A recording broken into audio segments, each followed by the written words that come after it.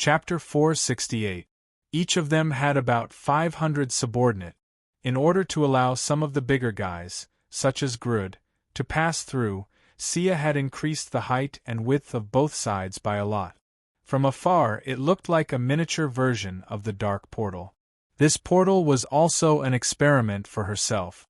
She gathered emotional energy into her magic power, and the materialized materials were connected with magic power. At the intersection of magic power, the portal would appear for protection. Traditionally, the materialization of a lantern would dissipate immediately without emotional energy. Thea first inputted some of her emotions and then wrapped the portal with magic power. Even without her support, the portal could still last for half a day. Everyone, let's go. Don't move the natives. Kill anyone wearing a yellow coat who attacks us. Thea carefully checked the coordinates and then turned back to order. According to the plan, the dead would go first. Even if Athona changed, he would be able to possess her and control her.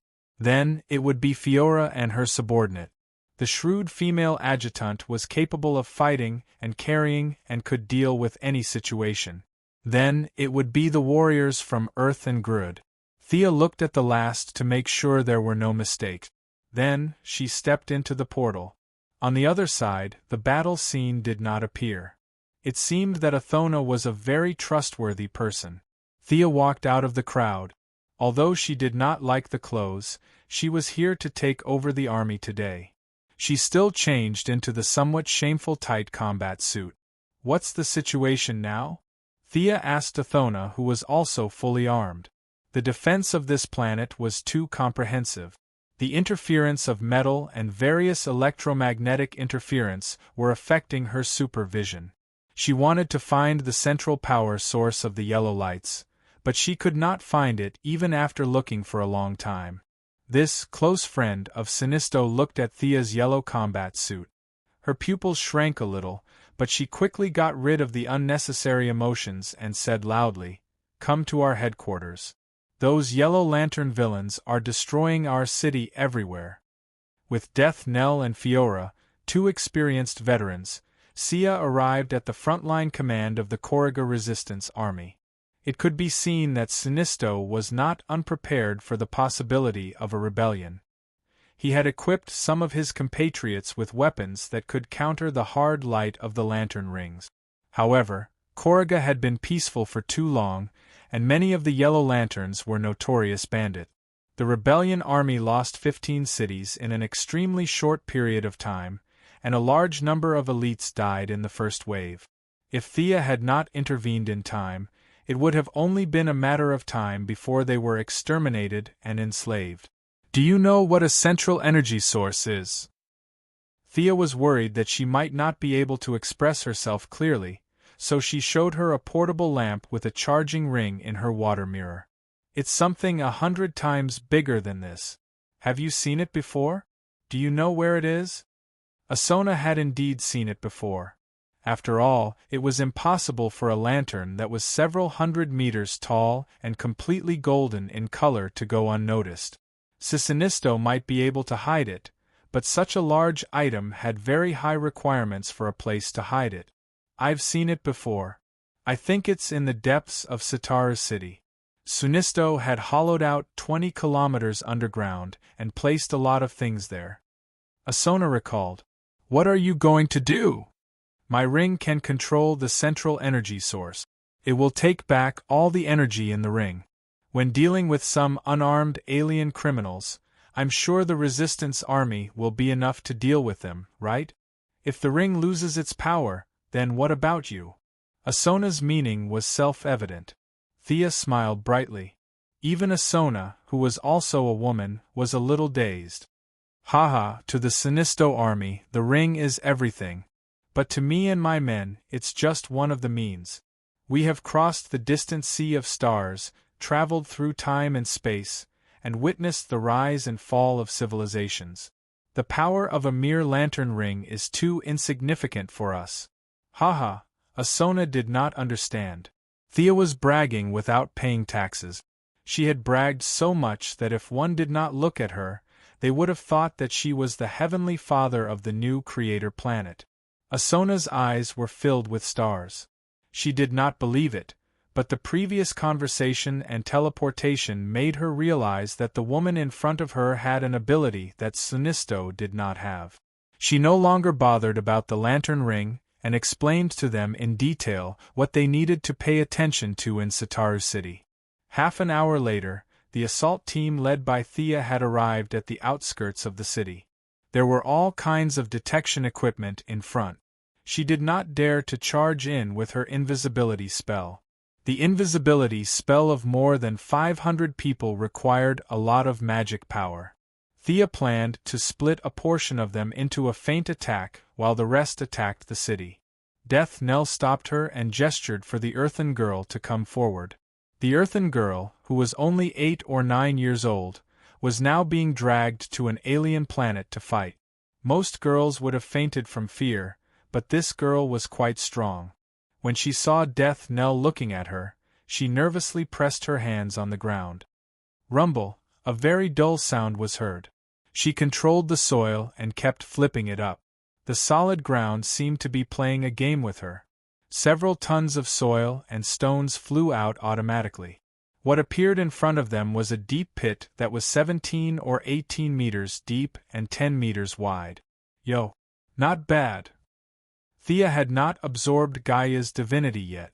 She could only cast a few simple earth attribute spells. She could dig a hole to bury someone in her daily life. This kind of large-scale movement of the earth veins was a bit like earthquake, collapse, and silence. She could not cast it as easily as the Earthen Girl. If they could dig into the ground silently, it would save them a lot of trouble. Using her X-ray vision, she saw that it was not too far from Sinisto's underground base. It was less than 2,000 meters away.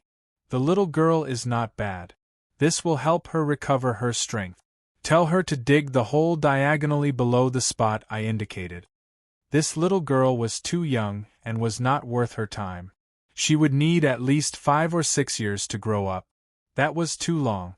Thea threw Death Knell a gemstone that could recover his strength. It was better for him to give orders to his subordinate. Death Knell was very excited.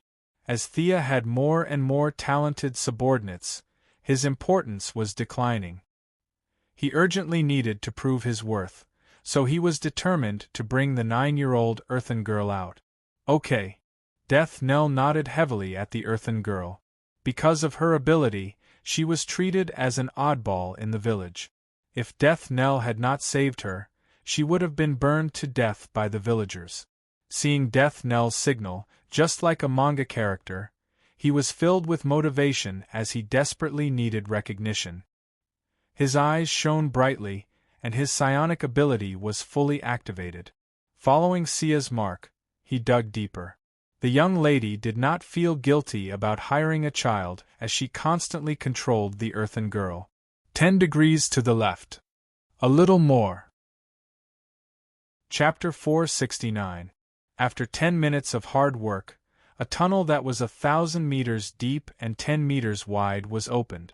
The Earthstone Lady's ability consumed her mental strength and stamina. Her stamina was replenished by the technological potions, and Thea helped her activate part of her mental strength. Considering that she was still young, she did not spoil her growth and only improved her mental strength a little. After checking the bottom of the tunnel and confirming that there were no traps, Thea led the 500-strong tomb raiding team into the underground palace. No, Sinisto's Bat Cave. They did not see any traps along the way, but they encountered a lot of security devices. The disadvantage of having too many people was unavoidable. One of the mercenaries accidentally stepped on a trap, and the wall immediately rang with a rapid alarm. Forget it, let's go to the southwest. Thea could only see that the direction was blocked by her X-ray vision. The central power source must be there. On one hand, she contacted Asona to launch a ground attack to attract some of the enemies. On the other hand, she cast a large area of effect haste on the tomb raiding team to start a race against the enemies. The team rushed for 4 or 5 minutes before they were stopped by a group of Yellow Lantern Corps at a crossroad. It could be seen that the enemy had gathered in a hurry, and there were less than 100 of them. The sludge, whose body was made of corrosive liquid, was also in the team. It was one of the few official members of the Yellow Lantern Corps that Thea had seen. It could borrow the ability of the corpse wrapped in liquid when it was alive. It was difficult to judge this guy by the human sense of good and evil because it was not even a living creature. It was even more out of the question whether it was a traitor or not. This guy probably did not even have the concept of betrayal. This area had a lot of visual interference, and Thea did not see the Yellow Lantern Corps' deadliest killer, a super virus that could only be seen through a microscope. They might have a miniature enemy. Let your plants start searching. Thea turned to poison ivy. Plants had different sensory systems from living creatures, and they were best at searching for enemies like microbes. Some plants could also release interferons, which were fatal to viruses. The enemy group was in chaos, and a burly alien with a yellow face and a height of 5 meters stood out. Master of the Book of Parallax, are you here to congratulate me on conquering Kaluga and becoming the leader of the Corps? The alien's orange eyes automatically looked at Thea. Who are you? Thea pretended to be confused. She recognized this burly guy at a glance. Little Mungo, or Mungo II. His father, Old Mungo, had attacked Seaside City on Earth in Thea's memory. But in this space-time, Old Mungo had led the so-called army that had conquered the entire universe to attack the main planet of Ura.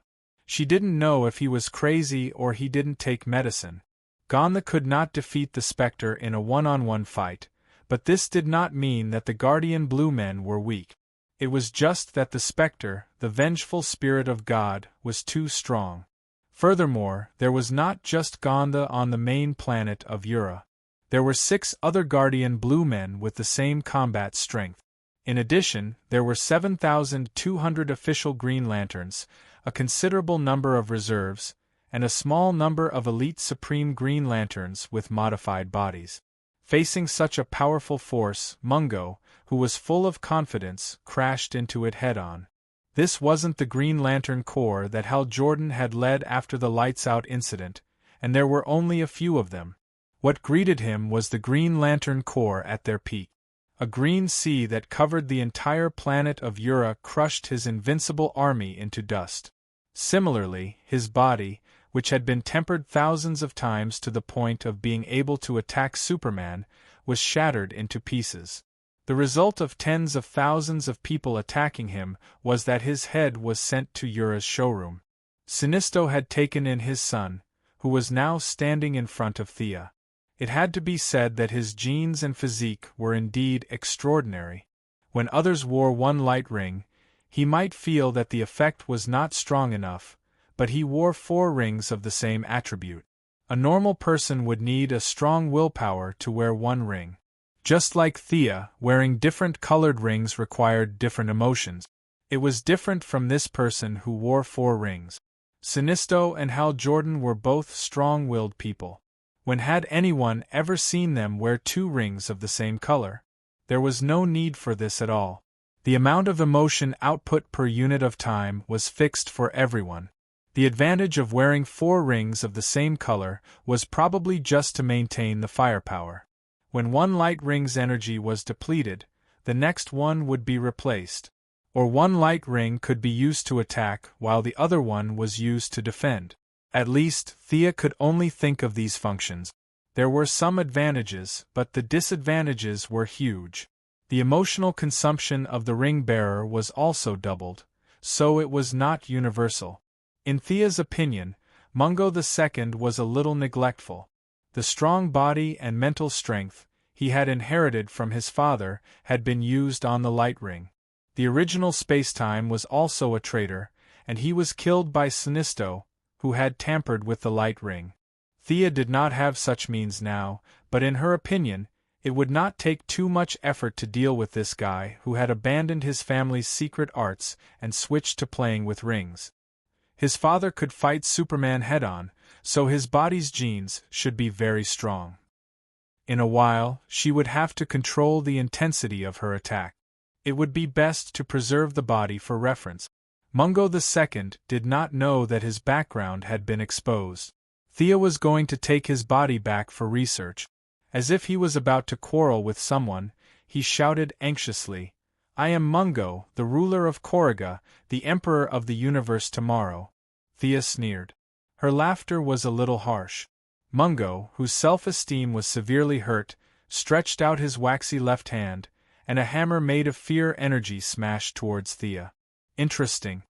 His opponent wasn't brainless. His attack was still worth watching.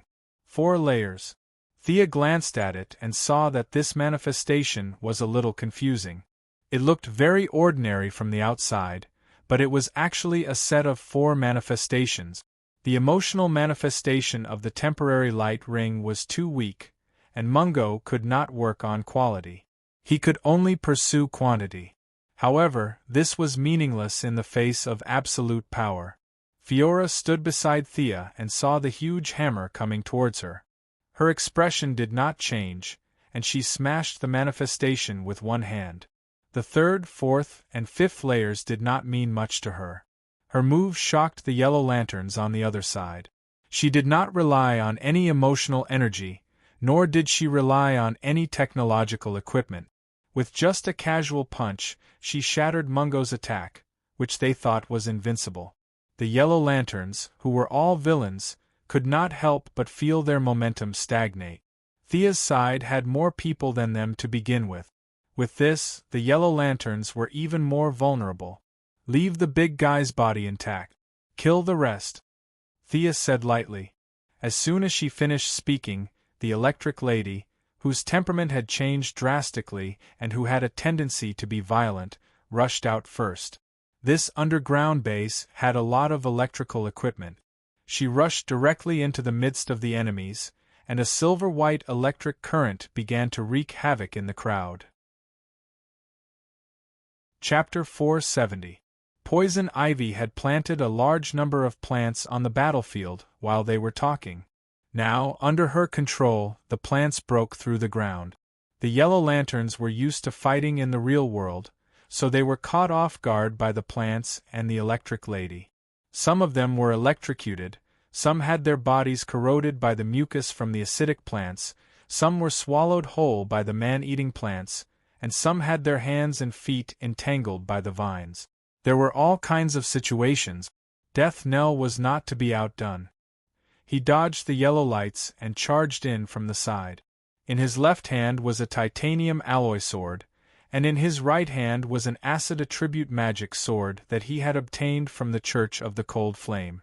Many of the aliens looked very abstract, and he did not care what the enemies looked like. He just slashed at their necks, wrists, and ankles. His physical fitness had long surpassed the limits of the human body. Coupled with his strange footwork and proficient martial arts, many yellow lanterns were cut down by him like a whirlwind just as they realized that there was someone around them. Midnight Daddy cast 2 group spells. His magic was not as strong as Thea's, so the effect was barely satisfactory. Suddenly, he saw a sludge that looked like a sludge monster trying to run away. There was a corpse hidden in its outer membrane, but Midnight didn't care. The corpse looked like an alien, and it had nothing to do with his ancestral spirits on Earth. He chanted a spell and forcefully controlled it. Not to mention, the ancestral spirit of Earth was quite powerful. It used magic to communicate with the corpse, and under the influence of its psychic ability, the corpse extended a bone claw from the body of the sludge. The sludge that was running away was severely injured, and a large amount of liquid in its body flowed out from the wound. Midnight Daddy followed up with another attack. He put his palms together and caused the corpse to explode inside the sludge.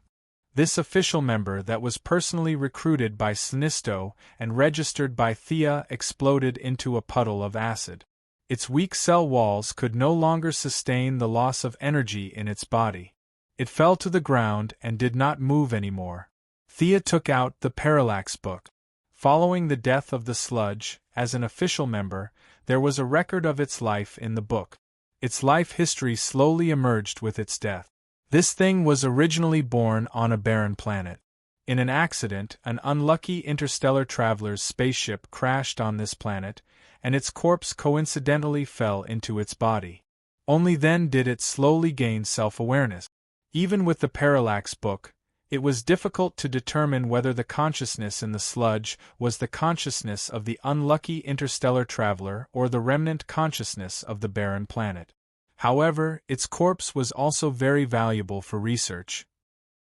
Thea first used her ring's high authority and magic power to stop Huang Ring from looking for a new ring-bearer. She had no choice but to do so. If she killed one, Huang Ring would find another. That would be an endless cycle. Fortunately, there were only a few official rings, and the rest of the temporary rings did not have the ability to find new ring-bearers. Thea had just wrapped up the corpse of the sludge when she saw another ring fly into the air. Who died? She looked to see if it was someone from her side, but the ring did fly out from the battlefield. There was only one truth. The member of the Ring of Lanterns that could only be seen with a microscope, the deadly virus Dispolus, was dead. A virus that had evolved to such a degree of self-awareness should have a lot of research value. Unfortunately, this thing was too small. Who knew what equipment Sinisto had installed underground? Thea's supervision could not be used at all. She stared for a long time but could not find the guy's corpse. The most important question was, the sludge was killed by Midnight Daddy. Who killed this thing? It could not have been trampled to death, right? Thea used part of her magic power to control the Ring of Lanterns that was about to fly away. She looked at the records in the parallax book. It was indeed dead. Thea asked her friends, but no one knew how this thing died. Maybe it was killed by the plant's enhanced interferon? The botanist, Poison Ivy, put forward her opinion at the right time. Thea searched everywhere but to no avail. She could only agree with this theory. In fact, she was more inclined to think that this guy was knocked out by the interferon and then was trampled to death by a guy with a big foot in the battle. The two sides were fighting in full swing. She could not stop them. They all raised their feet and let her look for the cockroach. She sighed slightly. There were so many viruses in the universe. It was not easy to evolve one with self-awareness. Was it easy? It was such a pity that he died without being able to display any value. The situation on the battlefield was one-sided. The most eye-catching one was the Lightning Lady. It was hard not to notice her from the sound and light effects. Silver-white electric current was constantly being thrown out by her. She used to be a live streamer and had very few fights. She also wanted to throw some lightning bolts coolly, but her accuracy was worrying. She also had problems controlling her power. She was clearly aiming at the enemy in front of her. The enemy had also conjured a shield. She did not expect that she would swing her hand and hit the face of the enemy next to her. The Yellow Lanterns did not know that her accuracy was poor and thought that this was her fighting style.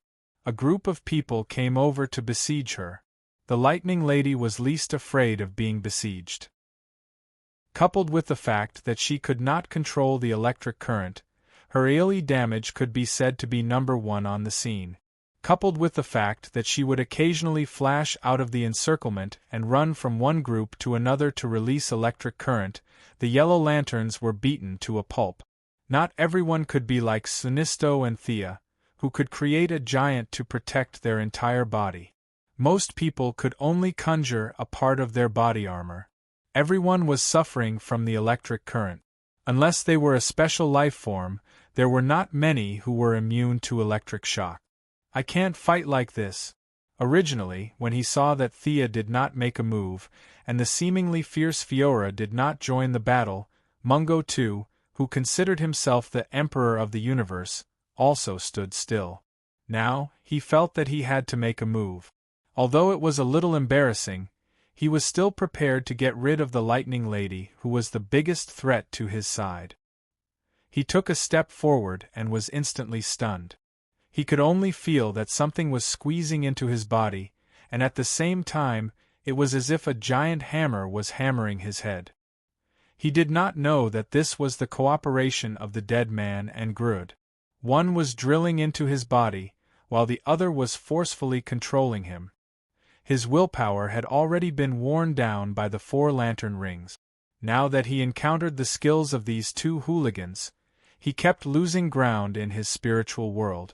The control of his whole body had already been squeezed out by 1/3. It would be strange if he could still move.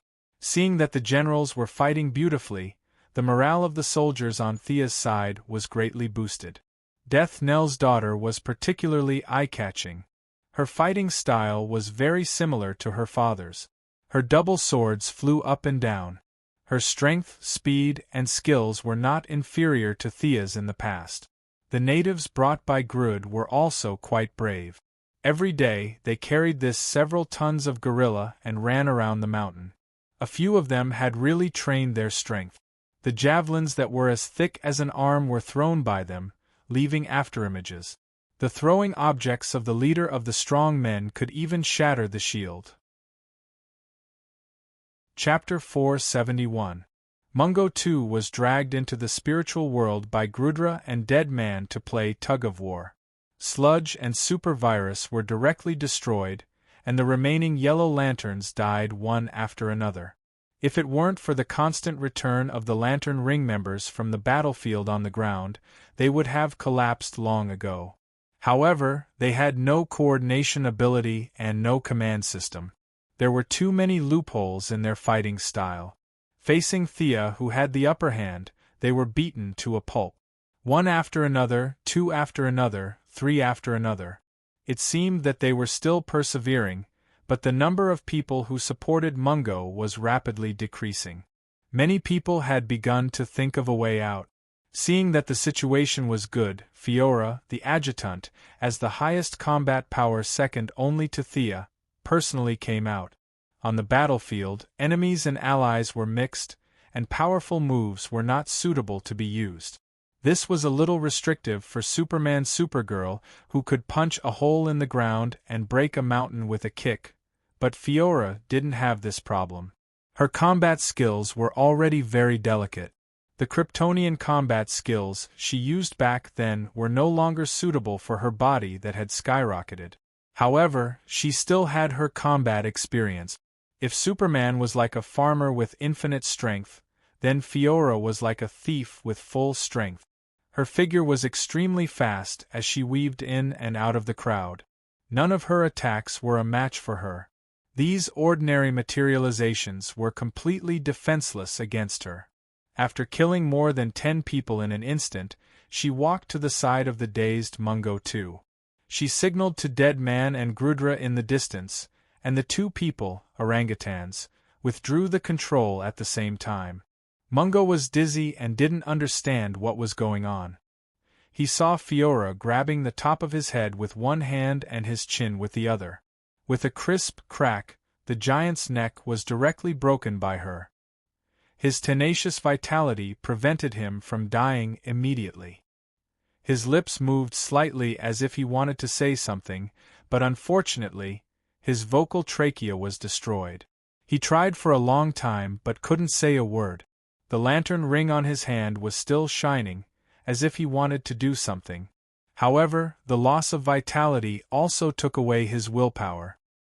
His vision became more and more blurred, and he vaguely saw himself becoming the emperor of the universe. In the end, he completely died in his imagination. If it was a fair fight, Mungo too wouldn't lose to Fiora by much. However, the reality was just that helpless.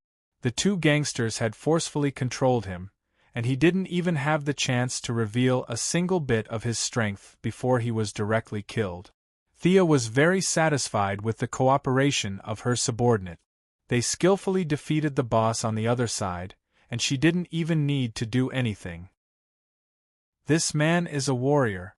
He deserves a proper burial. Thea put Mungo's body away after she finished speaking.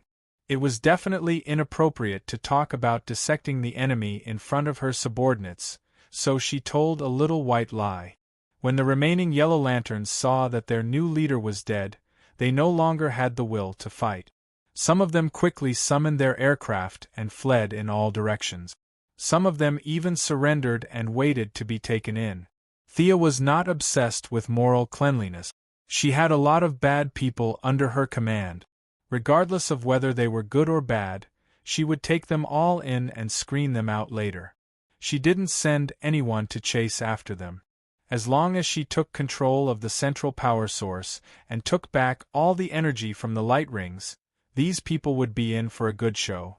The lucky ones might fall directly from the sky, the weak ones would fall to their deaths on the spot, and the strong ones would fall to their death. The unlucky ones would fly out of the planet into space, and their rings would suddenly lose power. Those who didn't have the ability to survive in space could only wait for death. As for those who ran the fastest and had the worst luck, it was possible that their rings would lose power as soon as they entered the wormhole. Thea really didn't know what kind of horrible things would happen to them. The resistance forces were scattered. Under the guidance of a few people who led the way, the large group entered the passage without any obstructions. After walking for a short distance, Thea saw the incomparably huge central power source of the yellow lanterns. It was the same shape as the usual charging lanterns, but it was 100 times bigger. How uncreative! She looked around the huge power source and was a little dissatisfied. Back then, Sinisto had spent a lot of effort to accumulate that small ball of yellow energy to such a large size. However, this shape was a little speechless. The central power source of the Green Lanterns on Ura's main planet also looked like this. However, this was mainly because the little blue people didn't have any artistic cells. After billions of years, their brains had become rigid. You, Sinisto, can't be that unimaginative, right? It was exactly the same except for the color. From this, one could see how deeply the Green Lanterns influenced Sinisto. You're here. Why is it you? Thea separated a bit of her mental power into the central power source and accidentally bumped into the creature inside. The Parallax Demon's main body was sleeping inside. He didn't expect to meet Thea, who wasn't afraid of him. Thea also didn't expect this guy to be hiding in the central power source. The Parallax Demon didn't have any good way to deal with this human who had feelings of fear but wasn't afraid of him. The Parallax Demon was afraid of the existence that she was afraid of. The Parallax Demon didn't dare to conjure the images of those powerful unknown existences to scare Thea. A very strange paradox made him feel a little helpless, and he could also see that the strength of Thea's spiritual power was much stronger than before, and there was a huge difference between her and a mortal like Sinisto. He asked casually if he wanted to possess her or if he wanted to have a strong power. You don't want either? Fine, I'll go back to sleep. You go do your thing. Thea didn't care about this kind of external fake power at all. The Parallax Demon also looked uninterested. After a simple routine, the Parallax Demon fell into a deep sleep. Retract all the energy in the light rings, Thea ordered decisively. The golden central power source received the highest order and began to roar silently. The entire planet could see yellow light gathering there. The light rings on the scene didn't differentiate between friend and foe. Except for Thea's own ring, all the energy returned to the main power source. Even in the distant outer space, accompanied by all kinds of unbelievable screams, yellow energy flew out of the light rings and gathered at Kaluga. Asona, how are you guys doing outside? We won. We won. It could be heard that the commander on the other side was so excited that he had forgotten his surname as he spoke incoherently. The rest of the battle was nothing to write home about. The tens of thousands of Kaluga Resistance Army fought against more than 1,000 unarmed aliens. It was a massacre. When there were only about 300 people left, Thea and Asona signed a new agreement. Both sides officially stopped fighting, and the defense of Kaluga was finally over. Asona needed to reclaim their cities. 15 cities were lost, 6 of them were in ruins. Countless lives were lost, and the loss of all kinds of resources was astronomical. Asona was busy, and so was Thea. She had to accept the current members and identify the good and the bad. Some of the rings were confiscated and sent back to their original planets. Chapter 472. She did not care if the ex-Yellow Lamp members would return home and continue to wreak havoc. Lisa Draka, Aquilo and the other loyal followers of Sinisto were also rescued by them. Aquilo immediately pledged his loyalty to Thea. Thea recognized his ability to train new recruit. This guy was vulgar and rude, focused on strength, and had a fierce face. He was an expert at training new recruit. Kara Hill, compared to Lisa Draka, who was a little neurotic, was a rare girl among the members of the Ring of Lights. After hesitating for a while, she also chose to pledge her loyalty. It was fine if she did not speak. From afar, she looked like a beautiful woman. However, when she opened her mouth was full of sharp teeth. She did not even need makeup to act in horror movies. Some beast souls lingered around her body from time to time. Even if she did not use the Ring of Lights, she could still be considered a psychic. Lisa Draka and the antimatter weapon master that Thea could not see through were left. The two of them wanted to find Sinisto. They did not have any conflict of interest with Thea.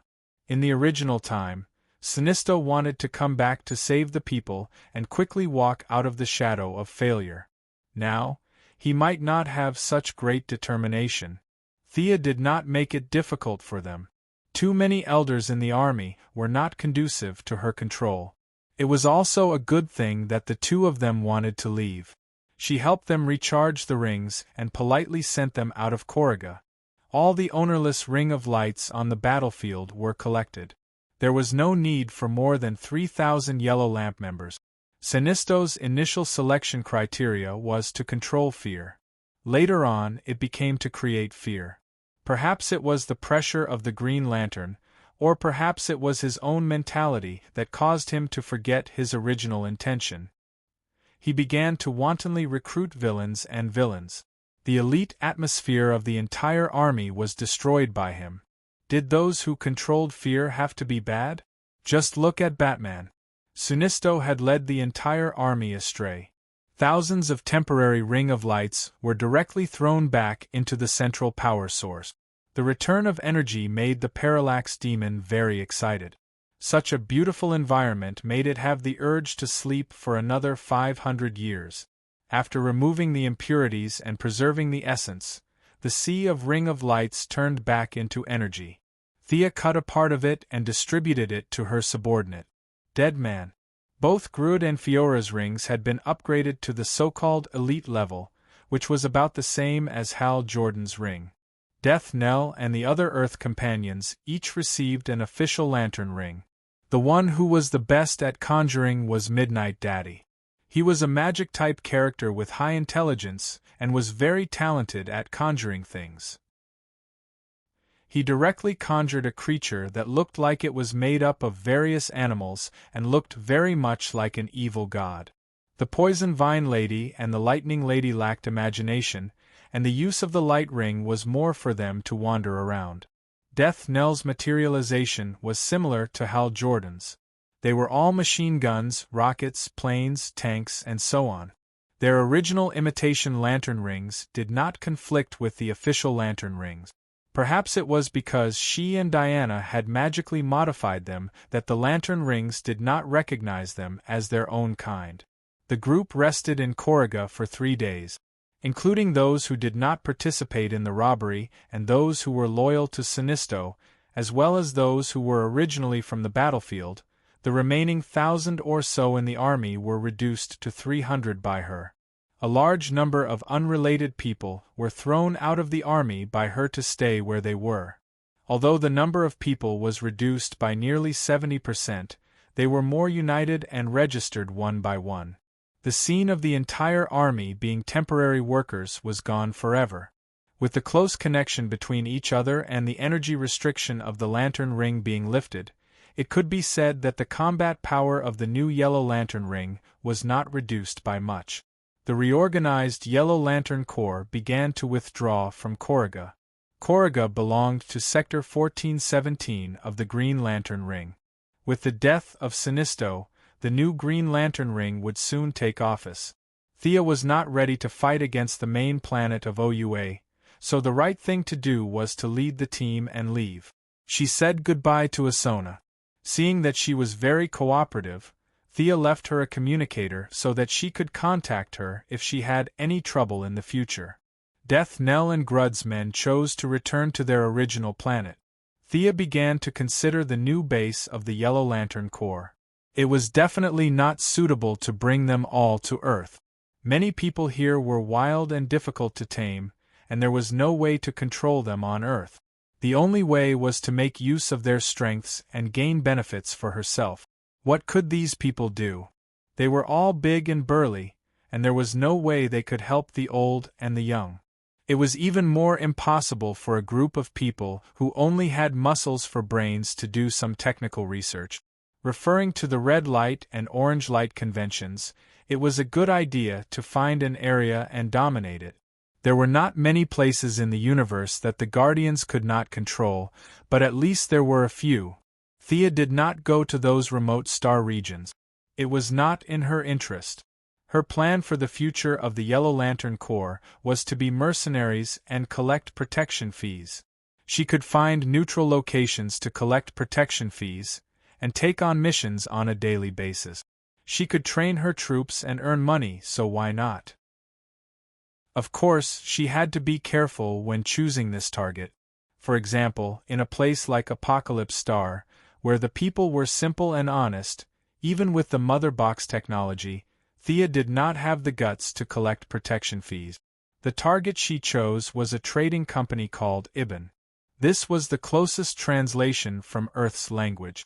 In fact, Ibn was an interstellar alliance that focused on trade, not a shell company that could kill 3 managers with a brick. They were located in Sector 0571, and the information recorded in the light ring was Oasis Bay Starport, which belonged to Ibn Trading Company. It's really big. Fiora, who had seen a lot, could not help but exclaim. Yes, it's a good place. Thea also felt that the flying object that was slowly moving in space was too magnificent. They had modified the entire planet and used the planet's core as the power source of the spacecraft, turning the entire planet into a supersized space battleship. The central area was the original planet, about 20,000 kilometers in diameter. Countless city buildings stood on the planet's surface, and there were various kinds of aliens on the ground shuttling back and forth. As the name suggested, the port was for ships to dock. However, they did not dock ships, but spaceships of various civilizations. There were parking aprons tens of thousands of kilometers around the planet, and all kinds of weapons that Thea did not recognize were densely packed as far as the eye could see. This was the crystallization of technological weapons. It was impossible to deal with without a large-scale invasion. Fiora and the other Kryptonians had always been taking whatever they saw. Seeing that Thea was a little tempted, she asked softly, "Are you interested in this place?"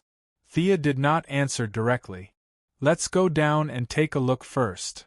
Most aliens came in spaceships, and it was rare to see a uniform like them flying through the wormhole. The person in charge of the port was very knowledgeable. He knew about the Green Lantern Corps, but he had never seen these people in yellow before. However, he did not want to offend them, so he still welcomed them. "Welcome, friends from afar. I am the ambassador of Ibn Trading Company in Oasis Bay Starport."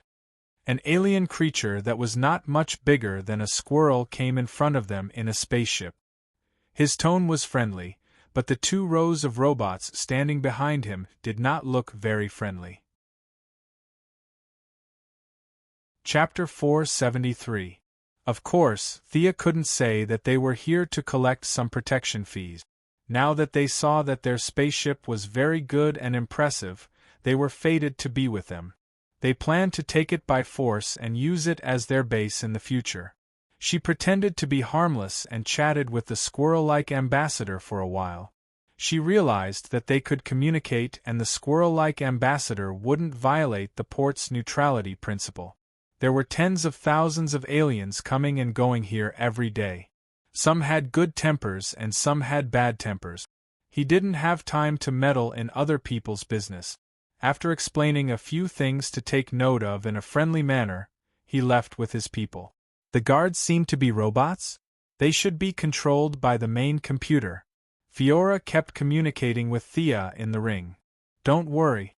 Arrange our people, Jared. Thea threw a banana at the head of the gorilla who was looking around. Understand their organization structure. Control them from the bottom. Be careful and don't make any mistakes. Let the dead cooperate with you. Death Knell, you lead. Sia sized up Poison Vine Lady, Daddy Midnight, and Lightning Lady.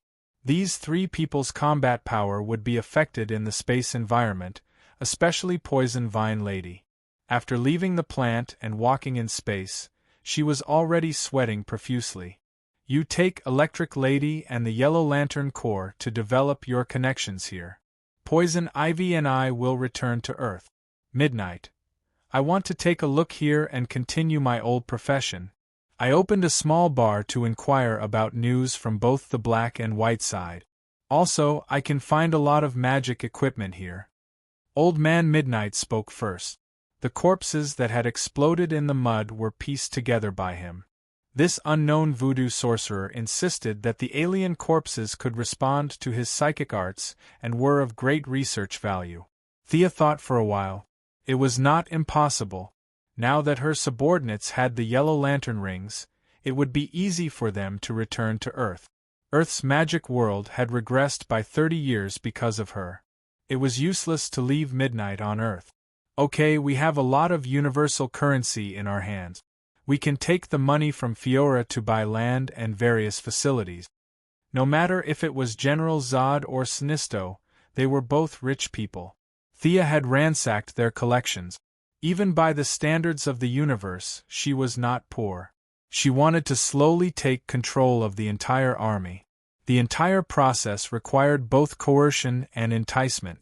As long as she occupied this lucrative port and this trade alliance, loyalty and cohesion would naturally come. Investigate their main control computer. Brainiac is still a threat, so they won't develop artificial intelligence. At most, they'll use artificial intelligence. They'll create a few robot rebellions and we'll help him solve the problem. After that, we'll be able to turn the tables. A few of his confidants knew about Gideon and nodded. Everyone split up. None of them were 1 or 2 years old, so they didn't need Thea to guide them step by step. The few people from Earth got rid of their initial fear and found that these aliens were not a big deal. Thea strolled around. Although it was called a port, it was actually a planet. With her supervision, she scanned the surroundings. There were very few residents here. The city was filled with various types of interstellar hunters, robbers, and mercenaries. There was no production of food or machinery.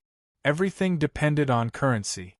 She looked around and was slightly disappointed that there was no high-tech R&D facility like she had imagined. She left a few messages and returned to Earth with Poison Ivy. Thea returned to the metropolis first and found Diana. Only then did she know that Hercules had gone through another round of treatment. His own willpower was now strong enough to kill the tainted consciousness. He stopped after a little treatment. According to his original words to the Martian hunter, he wanted to rely on his own strength to defeat the devil in his heart. Did your business go well? Too well. Thea didn't do anything from the beginning to the end, and the battle was over. The corpse of the supervirus was still not found, even with Croydon's compass. Perhaps the compass didn't know what the supervirus was. She had gained a lot in these 3 days. More than 300 loyal fighters, the corpses of Mungo and Sludge, and many of Sinisto's private collections. The two girls chatted for a while before Thea left the metropolis alone and found a secluded cave. She was going to absorb the divine essence that Gaia had given her. She was already very familiar with the order of changing the magic structure in her body. First, she suppressed the 5 elements in her body and relied on her body's instinct to resonate with the divine essence. If the first time didn't work, she tried twice. If the second time didn't work, she tried thrice. Thea was very confident in her own talent. To a certain extent, as the wielder of the sacred sword, she also represented the wishes of the people. The power of the people's hearts would help her increase her chances of success. Sure enough, after 3 tries, her body and the divine power had completely merged. Thea looked carefully and found that it was the earth element magic that she urgently needed. Earth, fire, water, wind, light, and dark, the 6 elements began to form a small cycle in her body. The remaining divine power of Gaia was completely absorbed by her and turned into magic. The cycle in her body began to cycle endlessly. Thanks to the purity and thickness of Gaia's divine power, her overall magic level rapidly increased. Halfway through, she pulled out the sacred sword and underwent a heroic spirit transformation. Her body was scattered and reassembled, and during this process, many remnants of Gaia's divine power were expelled. Thea's method was simple and crude. She reduced the divine power to magic and then broke it down and reassembled it. Whatever was not suitable for her body was discarded regardless of whether it was good or bad. It was only 2 days later that she finished absorbing the magic. She carefully felt the vigorous and resilient magic in her body. This wasn't an external object like the lantern ring. The power in her body was now the purest magic in her body. Perhaps there were powerful existences that could change reality at a higher level and rob her of her power, but those existences were still far from her. Thea had already done what she thought was the best. It seems to be a little more than I expected. After casually casting a few spells, the 6 elements were no longer restricted. The recovery and consumption of magic were also reduced by 30%. This was the benefit of having all 6 elements. At this time, her magic had already recovered to the level before she cut off her doppelganger. The previous problem of her body being stronger than her magic had been solved. Magic had once again returned to the top of her list of abilities.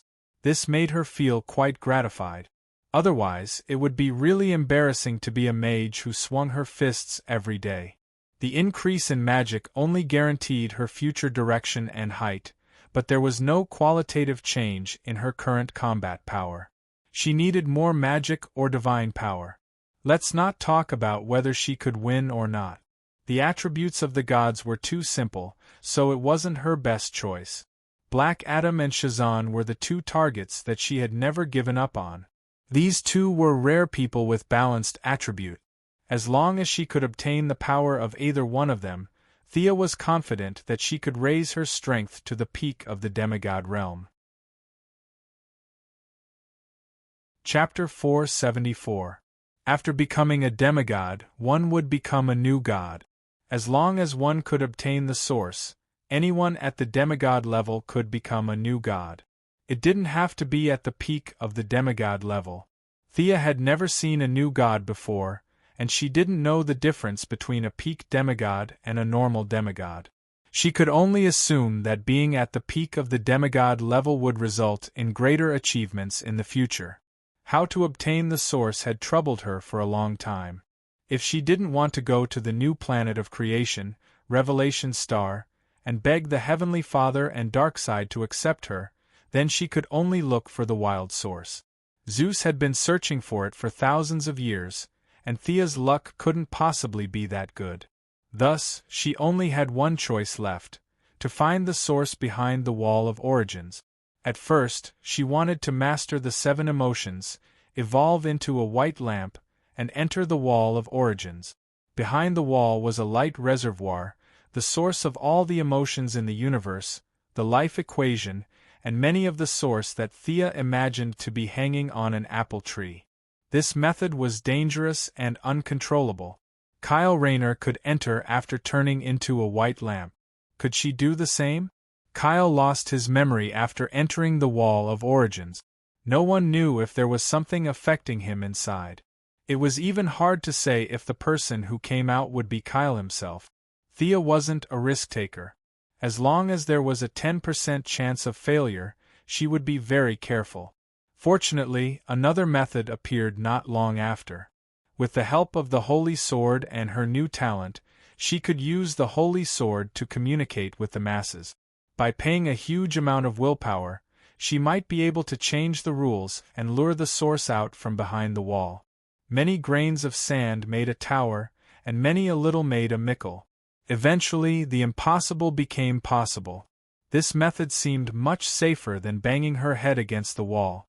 Of course, the premise was that Sia had to do a lot of things related to order. It was impossible to hook up the source with the praises of hundreds of people. According to her own calculations, saving old ladies on the roadside and helping the disabled like Superman would at most count as a portion of the power of will. This level of savings would need at least 1 billion to hook up the source. There was still a long way to go. It wasn't just the matter of willpower. Black Adam and Shazam were still nowhere to be found. The clones of the little brat Billy Batson had been made quite a number. They could even form a wrestling team. However, old Shah Zahn still needed a few more years to complete his mission. He lived in the subspace, and if he did not come out, no one could enter. Billy was quite easy to deal with. All he had to do was seal his mouth, and have the clone with the voice most similar to his shout, Shazam. After obtaining the power, he could gift it to Thea. That's right, it was a direct gift. There was no need for any ceremony or sacrifice. It was safe and fast, and there would be no trouble in the future. Black Adam was much more troublesome. Thea only remembered that he was sealed somewhere in the Middle East in the original spacetime. It was the famous archaeologist Dr. Savannah who found the place where he was sealed and released him. As long as he could find the location of the seal, things would be easy. Black Adam's strength wasn't bad, but it wasn't to the extent that he couldn't be looked directly at. She could set up a trap in advance. When he came out, a group of people would surround him and beat him up. After that, they would knock him out and draw his blood to clone him. The key problem was that they couldn't find him. Thea not only planted spies in Dr. Savannah's expedition team, but also in several large expedition teams near the Middle East. However, after spending a lot of time and money, they couldn't find anything. Everything seemed to be telling her that the time wasn't right. She still needed to continue to endure. When she returned to the metropolis, she immediately began the preliminary preparations to do good deeds. Faced with the dazzling array of various difficult and complicated diseases in the market, there was no panacea. Even if there was one, she wouldn't immediately release it. Thea chose 2 diseases that were considered to have a large number of patients to begin the preliminary research and development. Amyotrophic lateral sclerosis, which was a type of motor neuron disease. Patients generally only lived for 2 to 5 years, and there was no cure. In addition, she chose spontaneous interstitial pneumonia. The patients only had half a year to live. The only treatment at present was a lung transplant, but the success rate was pitifully low. With her profound knowledge in genetics, she led the scientists of her own group to research for half a month. The 2 new drugs began to enter the clinical stage. Compared to Luther's advanced technology, she was only developing 2 special drugs. She was not afraid of suspicion at all. However, speak of the devil. She had just left the laboratory for 2 days when Luther came knocking on her door. Seeing that he dismissed his entourage, Thea asked calmly, "What's the matter?" Both of them were in the metropolis, but they adhered to the principle of not seeing each other. This was the first time she saw Luther since the Kryptonian incident. The madman who wanted to pull Superman down from his pedestal was a little emotional today. This was a little different from his usual calm style. "You developed a special drug for amyotrophic lateral sclerosis, right?" Thea thought a lot in her mind. She didn't expect him to mention the special drug. Anyway, they had entered the clinical stage. They basically knew what they needed to know. In the future, they would rely on special drugs to treat patients. There was nothing to hide. Thea nodded and readily admitted it. "Can you let me see the current clinical report?" "So urgent?" Thea was a little confused. She didn't want to steal trade secrets directly. The 2 companies were so large that the market for 1 or 2 special drugs was too small for them. "Sure." Thea took out a thick report from her desk and handed it to him. She had no doubt that he could understand it. Luther could indeed understand it. He was also a person who had gone a long way on the path of cloning. Genetic science was not a problem for him. However, Thea relied on the knowledge of the entire universe and the Kryptonians. He had to rely on self-study, so there would definitely be blind spots that he missed. He read the first few pages of the disease introduction very quickly. He only paid attention to the treatment process and results later. Thea was busy with her work. Luther could read freely. However, it was impossible for Thea to serve him tea and give up her seat. The room was extremely quiet. Only the rustling of Thea's writing and the rustling of Luther's paper could be heard. My sister has the same disease. Luther finished reading the report and let out a long sigh. He seemed to be talking to himself. Lena Luther? Thea was a little surprised. The well-behaved little girl was still holding the shares of her new company. They hadn't seen each other for a long time. Yes, it's been a year. I also want to develop a new drug, but I haven't been sure. Your drug? Are you sure there won't be any side effects? Thea smiled. It's rare to see you so worried. Of course, I have my own confidence. You've seen the experiment report. I don't need to explain too much to you. Luther suppressed his excitement and said, "Good," 3 times in a row. He didn't talk nonsense and directly opened the door to leave Quinn Merlin Group. Chapter 475. Thea did not intend to use such a special drug to suppress Luther.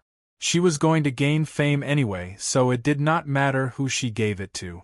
Her bottom line was not so low as to let the little girl suffer and wait for death while she used a few pills as a bargaining chip. The clinical trial was progressing very quickly. She had a lot of follow-up plans, so she did not want to spend too much time on it. She ordered several departments to speed up production. Luther had seen the composition of the medicine, but he did not dare to give it to his sister directly. He also hoped to see her special drug on the market. Many patients were treated as guinea pigs. He had to wait and see for a while. The more patients there were, the more confidence he would have. Quinn Group's public relations was focused on the new product, and Luther was quietly pushing it from behind. The two of them worked together, and the various procedures were completed very quickly. Countless social elites helped the government to promote the magic of the 2 special drugs. The president urgently sought help from his staff. He almost thought that the whole country had contracted these 2 diseases. He was relieved to know that only a few people had contracted these diseases. He had to give face to the elites from all walks of life. Even if it was a poison, he had to approve it. He skipped the layers of approval and directly signed the approval for the special drug to be on the market. It was a terminal illness in modern medicine, but it was not a big deal in the field of genetics. They only needed to slightly adjust the internal structure of the gene. Thea's special drug had been on the market for a week, and the 2 diseases had been classified from terminal illnesses to the level of colds and fevers.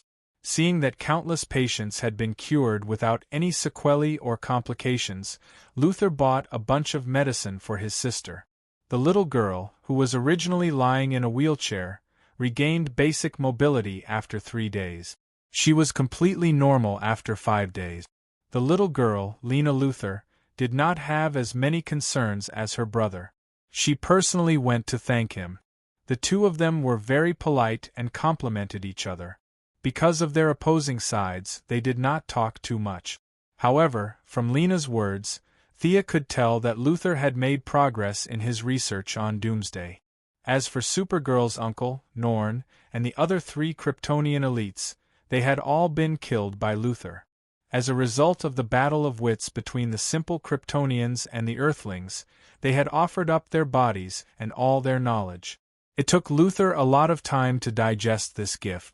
Now that the seed had been planted, all that was left was to water it and wait. With the corpses of the Kryptonians and the genetic technology that he had pieced together, it was not difficult to develop the remaining Doomsday genes on his own.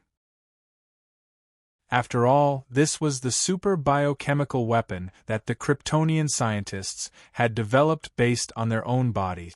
The characteristic of the biochemical weapon was that it could be spread widely, and its structure was not difficult to construct. With Luther's intelligence, he could easily discover the huge opportunity of breeding in the Kryptonian cells. In this time and space, there was no pseudo-artificial intelligence on the Kryptonian spaceship to remind him. He probably did not know the name Doomsday, but it was enough to know that this biochemical weapon could harm Superman. Unlike in the movies, the military was also busy researching the Kryptonian genes. They did not have Luther's high intelligence, but they had the geographical advantage. When General Zod's spaceship was broken into 3 pieces, they collected the wreckage and reverse-engineered it. Coupled with the little information left in the spaceship, they managed to achieve some initial results by relying on the strength of numbers. What surprised Thea even more was that the military had forcibly conscripted the mad scientist, Dr. Avio. Without caring about the cost, they had started Project Demogorgon. A large amount of manpower and material resources had been poured into this project. It could be said that they had carried the spirit of seeking death to the extreme. Thea could stop Luther, but the military was more troublesome. These people were stubborn. Only when they saw the power of Doomsday would they be able to extinguish the fantasy in their hearts. Thea's plan was to sit back and watch Doomsday cause a ruckus. Then, she would come out and clean up the mess. She wasn't the one who planned this, nor was she the one who supported it. No matter how she looked at it, she had nothing to do with Doomsday. The scales of order would only reward her for bravely jumping out at the crucial moment, and would not blame her for it. However, she was not going to just sit around and wait. Some basic preparations still had to be done. She had collected a lot of kryptonite in the early stages. It was more than enough to make a few weapons. However, she did not completely trust her memory. Reality had changed too much. If she did things according to her fixed thinking, it would be troublesome. She began to carefully study Doomsday's cells. She had done so several times. She could not understand why Doomsday, who resembled the holy warrior of the DC world, could not use the same move twice. It should be known that Doomsday was able to withstand Darkseid's Omega Ray in the later stages. Omega Ray represented the source. Doomsday's body could evolve without limit. Every time he was killed, he would be immune to the previous fatal damage when he was resurrected. This ability was not something his body possessed. It was provided by the continuous evolution of his cells. Sia's research showed that each of its cells was actually a tiny individual. Doomsday was more like a collection of wills. Its body relied on a special kind of energy to pile up all its cells, forming a powerful individual that the world saw. From the looks of his cells, did this guy have a soul? On the surface, he did not have a soul in the traditional sense. However, the collective will formed by the many cell wills was extremely chaotic. This made him immune to most control magic in the world. Thea tried to duplicate a few of his cells. She found that they fused very quickly. However, they devoured each other to evolve. The madness revealed by this made her a little scared. This was not a creature that should exist in this world. The Kryptonian scientists had not come up with a countermeasure for tens of thousands of years. She also did not plan to destroy it in the path of science. The advantage of having all 6 elements was that Thea could cast any spells. She could even cast some more powerful combination spells. The cell's ability to absorb the 4 elements was top-notch. They hated the light element and did not like the dark element either. Thea experimented with both light and dark spells. Finally, she found a spell that worked. It was aging, a spell that combined the dark element, wind element, and water element. The vitality of the cells affected by the spell decreased visibly. In order to resist the spell, the cells would release all the vitality in the cells in an instant. For a short period of time, the vitality of the cells would be boosted. After that, the output of magic would increase, and the cells would quickly die due to exhaustion. After experimenting with a few spells, she also tested the power of emotion. The emotion of fear was the same as the will of death and destruction in the cells. Doomsday could not replicate the emotion of fear, which was contrary to its basic form of existence. However, fear could not do anything to it. Chapter 476. The last test was the Holy Sword. In theory, the crystallization of the will of all living beings could kill Doomsday. Thea tested it 3 times in a row. Even the reborn cells of Doomsday could not figure out the principle of the Holy Sword. It could not be simulated or replicated at all. The only drawback was that the Holy Sword would consume too much power to deal with the crazy will, and it could not kill it completely. Thea felt that Doomsday probably had something similar to the Source in it. It symbolized the idea of destruction in the universe. As long as this behavior existed, it would never die.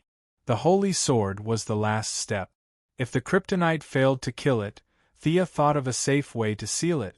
This was the traditional method summed up by countless heroes in the process of dealing with the great demon.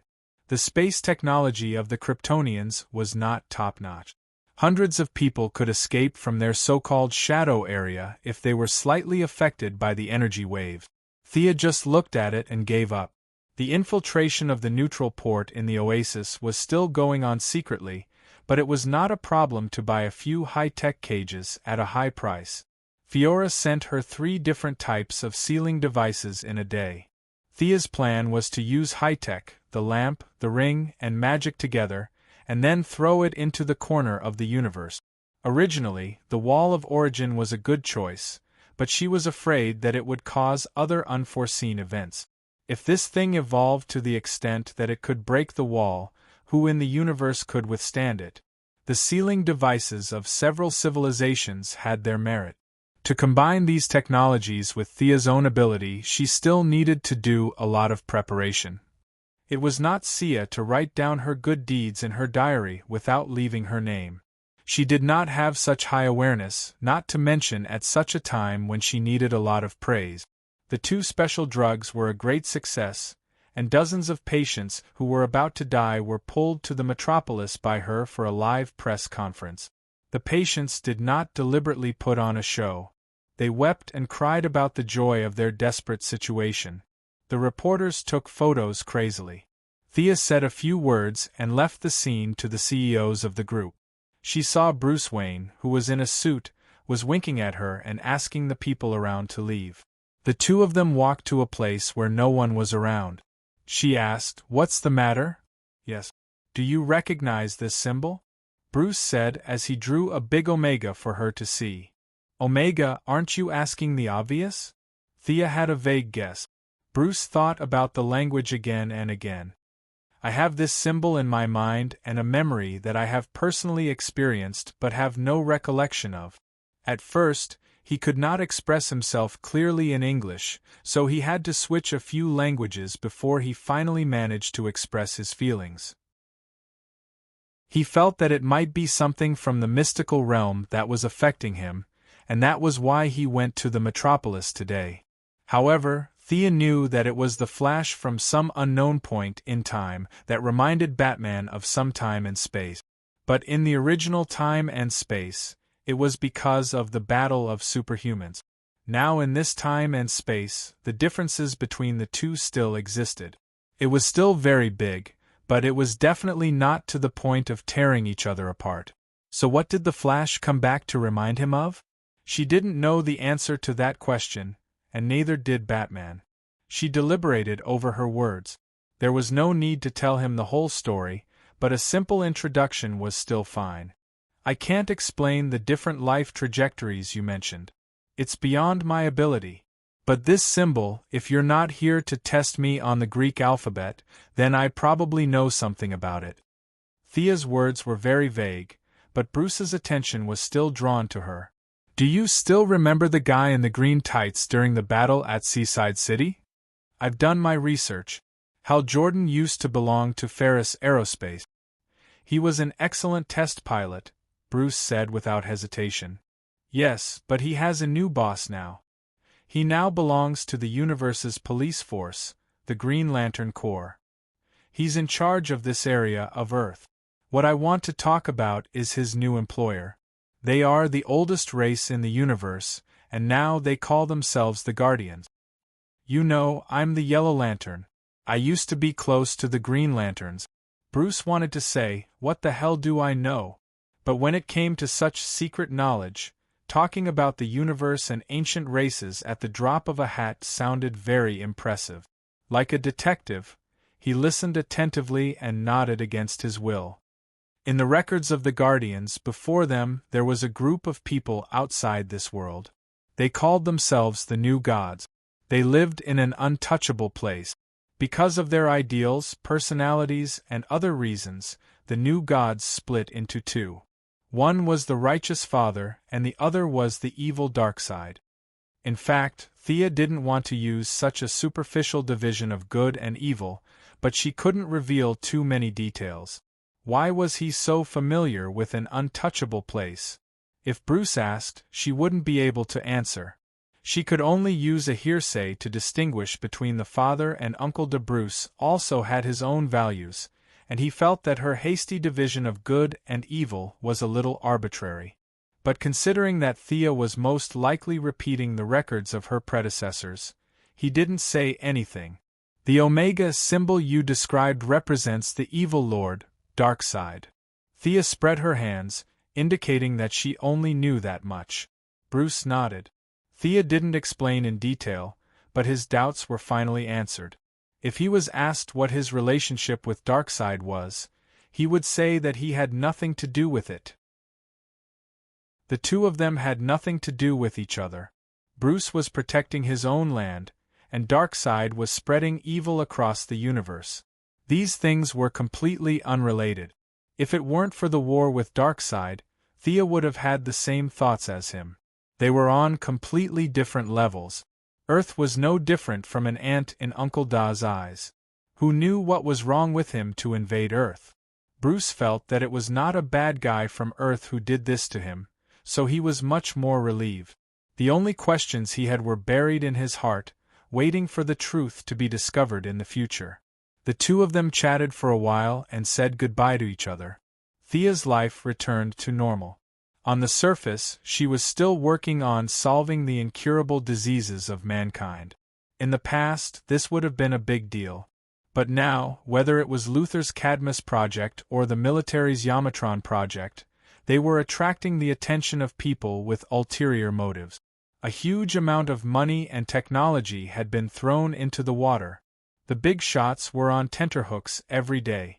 They hoped that they would produce results, but they were also afraid of a devastating disaster. Eldest Mrs. actions of researching a special medicine when she had nothing better to do was really not within their scope of concern. The few of them only paid attention to it verbally and lightly brushed it aside. Chapter 477. After probing twice, she found that everything was calm and there was no response from the higher-ups. Sia directly announced a new treatment plan for cancer. Together with her new medical cabin, as long as the patient was not dying, the cancer cells would be completely killed in one day at most. It was a worldwide shock. There was no doubt that the Nobel Prize in Medicine would belong to her. Her name had already entered some medical textbooks, and patients all over the world who were suffering from terminal diseases saw hope. In a short time, a huge amount of willpower entered the balance of order. The young lady was so beautiful that she walked with the wind. She and Diana learned from each other all day long and suppressed each other for the first time, achieving a glorious result of both career and love. She relied on her own technology to gain great popularity, and the Quinn Merlin Group also rose. More than a dozen scientists in the medical department did not sleep every day to compare experimental reports, for fear of mistakes. Many young people also came to apply for jobs. It was fine if the pay was low, but they wanted to add the name of the Quinn Group to their resume. Scholars and scientists from all over the world came to visit. The Quinn Group set up a reception department of hundreds of people to deal with learning discussions and exchange experiences from all walks of life. Compared to Luther, who hid underground every day to do his experiments, Thea's reputation suddenly reached the level of Buddha. She did not slack off and gave speeches everywhere to increase her reputation. Even the medical staff, who lost their jobs because of her medical cabin, did not dare to publicly scold her now. Her reputation was too high. At this time, Thea was in the Buckingham Palace in England.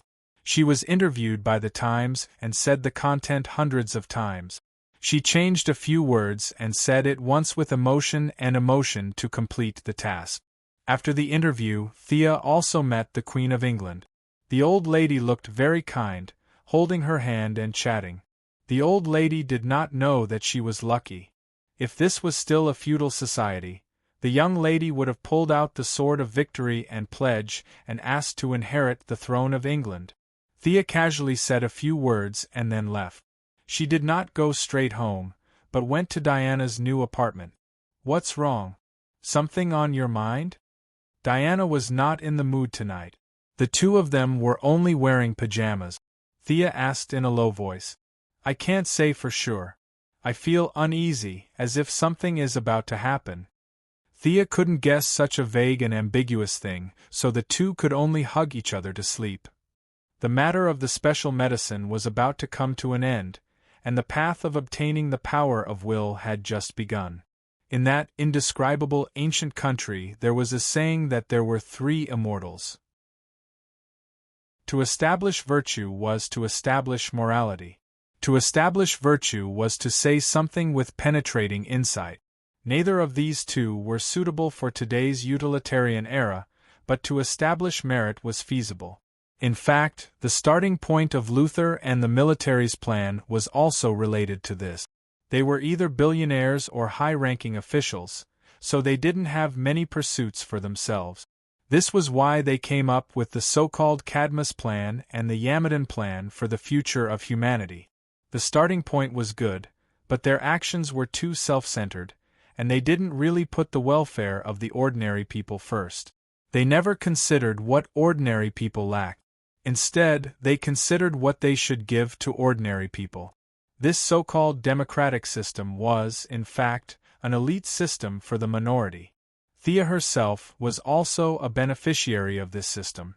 She didn't have the sentiments of those great sages who claimed to change certain realities.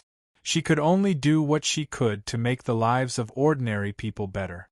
Physical illness was the first step, and cultural dissemination was the second step.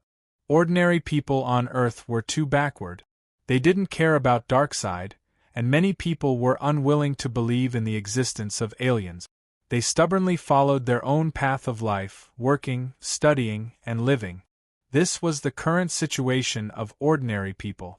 Thea hoped that through her own efforts she could change the minds of ordinary people. Aliens weren't as bad as in the movies.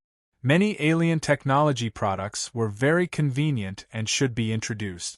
She even encouraged some scientists to go out instead of cooped up in the laboratory thinking about how to blow up Earth. The road had to be taken step by step. At the very least, some ideas had to be changed. Otherwise, it would be too tiring for her to be the only one leading the way. She couldn't drive a car to work in the morning and take a maglev back home at night.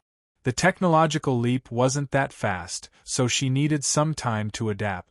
As for the new breakthrough, the scene of Superman and Diana learning the Tamaran language gave her some inspiration. Learn the universal language. General Lane and the others had just taken their seats in the Alien Management Committee when Thea dropped a bombshell and asked them to discuss it. The meeting this time was very important. The black man, Digger, had come as a temporary service member and handed over documents to the representatives. He was also a little nervous because, as a middle-level member of the administrative committee, he was also required to learn the common language. God had mercy on him. He only knew English and a few Afghan phrases like surrender and kneel down. Learning something as high-end as the universal language was giving him a headache. He was having a headache because his perspective was too low.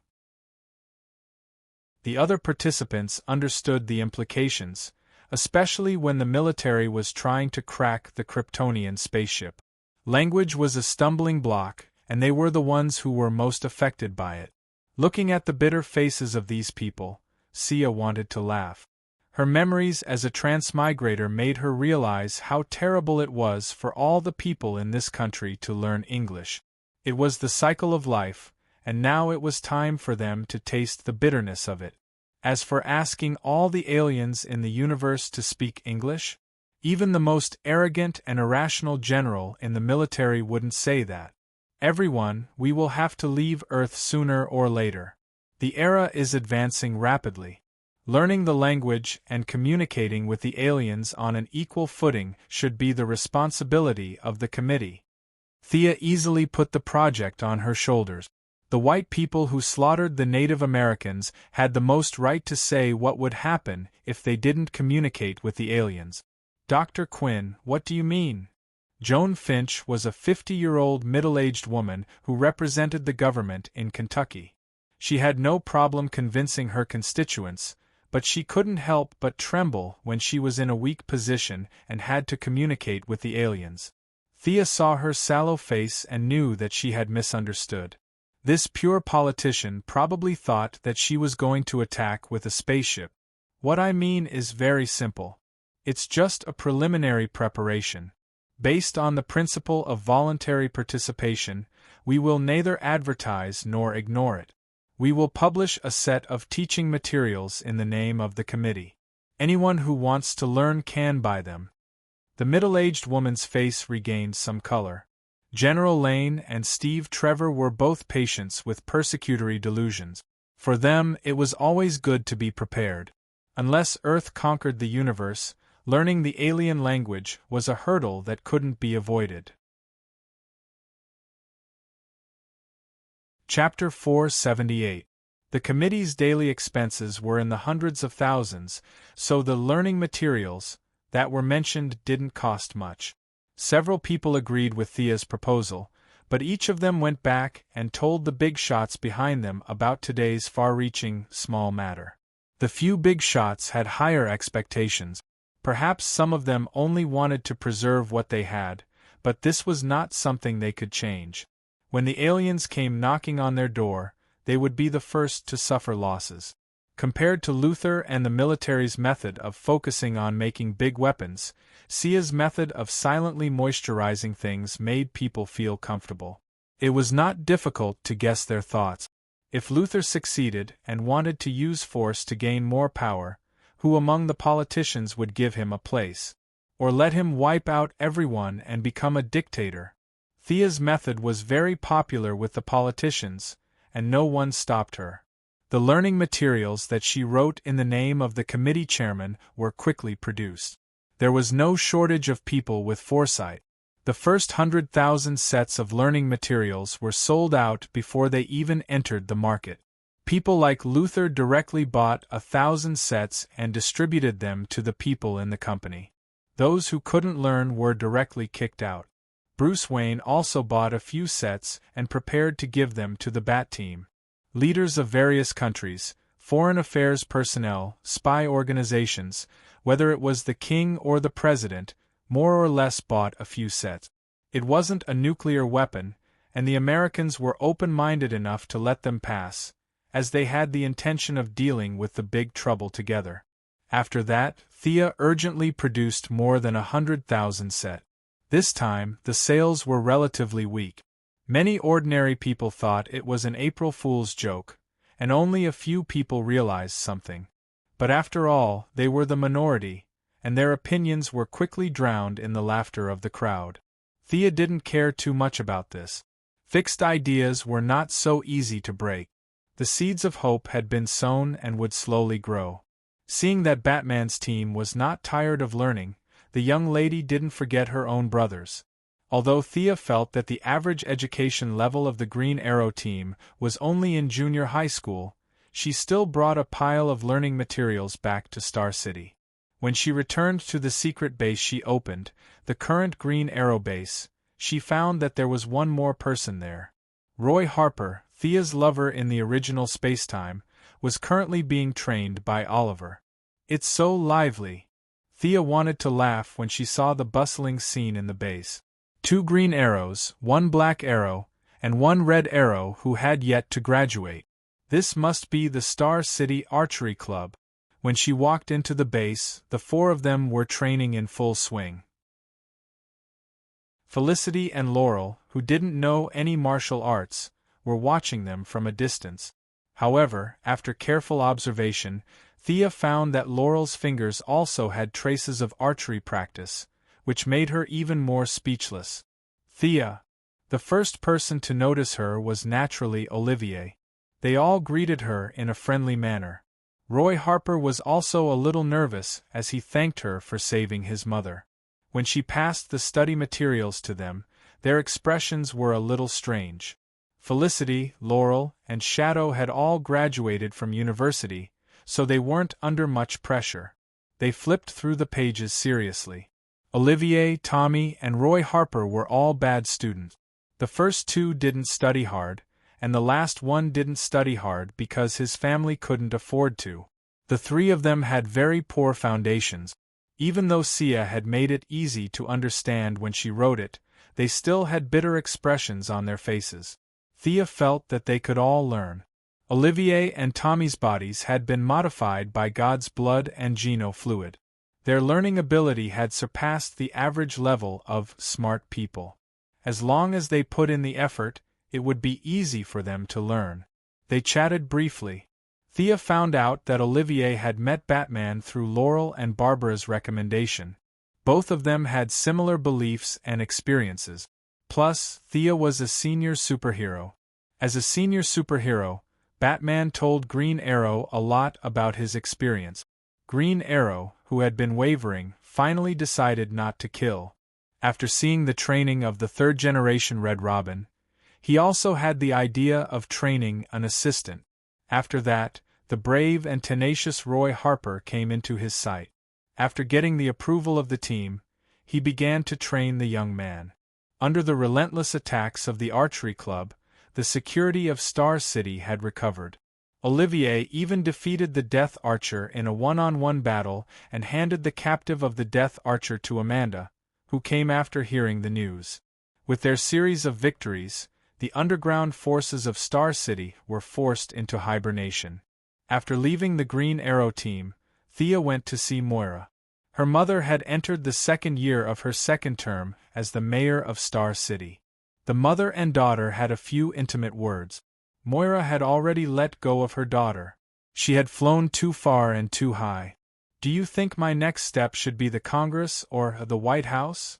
Moira enjoyed the feeling of power in her hand. She knew that Thea now had great influence. She wanted to hear her daughter's opinion. If Moira had asked this question a few years ago, Thea would definitely have told her to stay in Star City. The outside world was too dangerous. But now that her vision was broadened and her strength had skyrocketed, the threat of the secular world and the universe to her was rapidly decreasing. There were definitely many who were stronger than her, but she was not very afraid. In the past, she thought that even if the sky fell, the tall people would shoulder it. Now, she thought that even if the sky fell, they would shoulder it together. So she decisively answered Moira, "President, run for president." What was the point of being a senator? Although the president's power was limited, it was still awe-inspiring. Ordinary citizens basically knew who the president was. If you asked them who the senator of their state was, few would be able to answer. Moira herself was not weak. Her 2 terms as the mayor of Star City had ended. Her political achievements could blind many people. Plus, she was a woman, the first female president in the history of the United States. This attracted a lot of attention. Women's affinity was an important guarantee for the future uniting of the Earth's human beings into the interstellar era. When mankind carefully stepped into space, what they needed was not an iron-blooded strong person. That was purely courting death.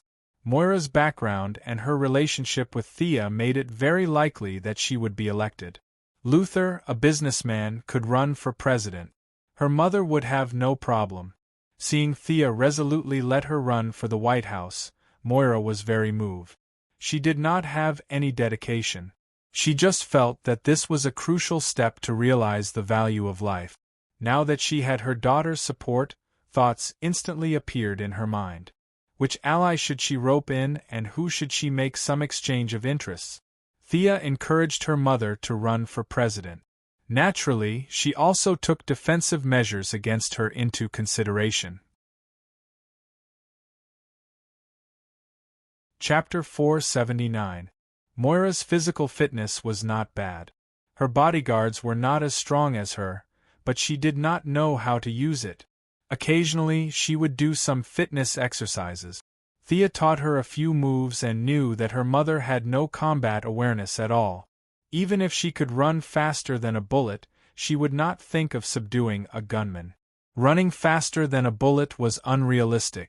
Milady's gene optimization fluid was not that powerful, but her physical fitness was solid.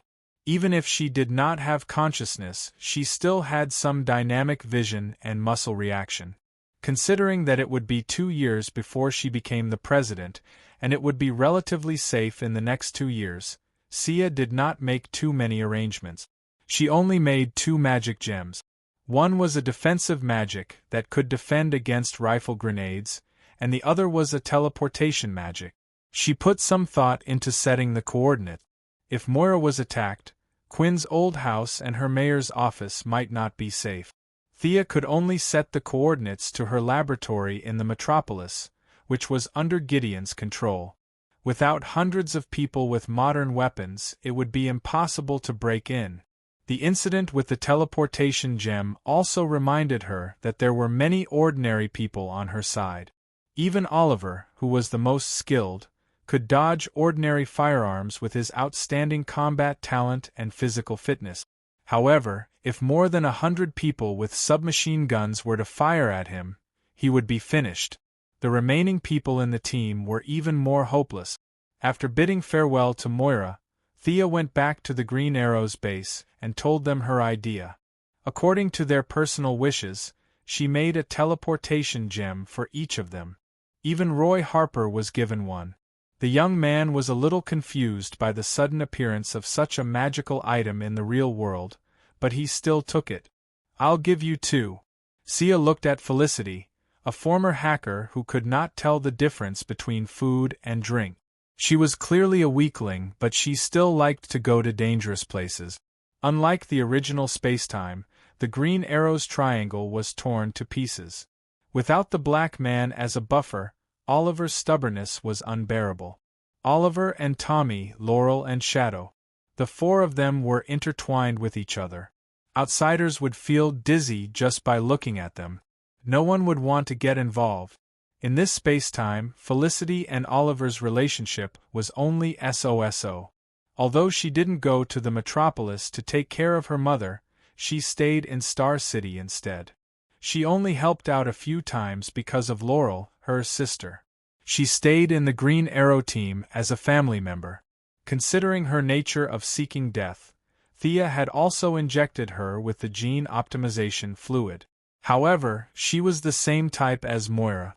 In layman's terms, she was trash. It was useless to give her the physique of a new god.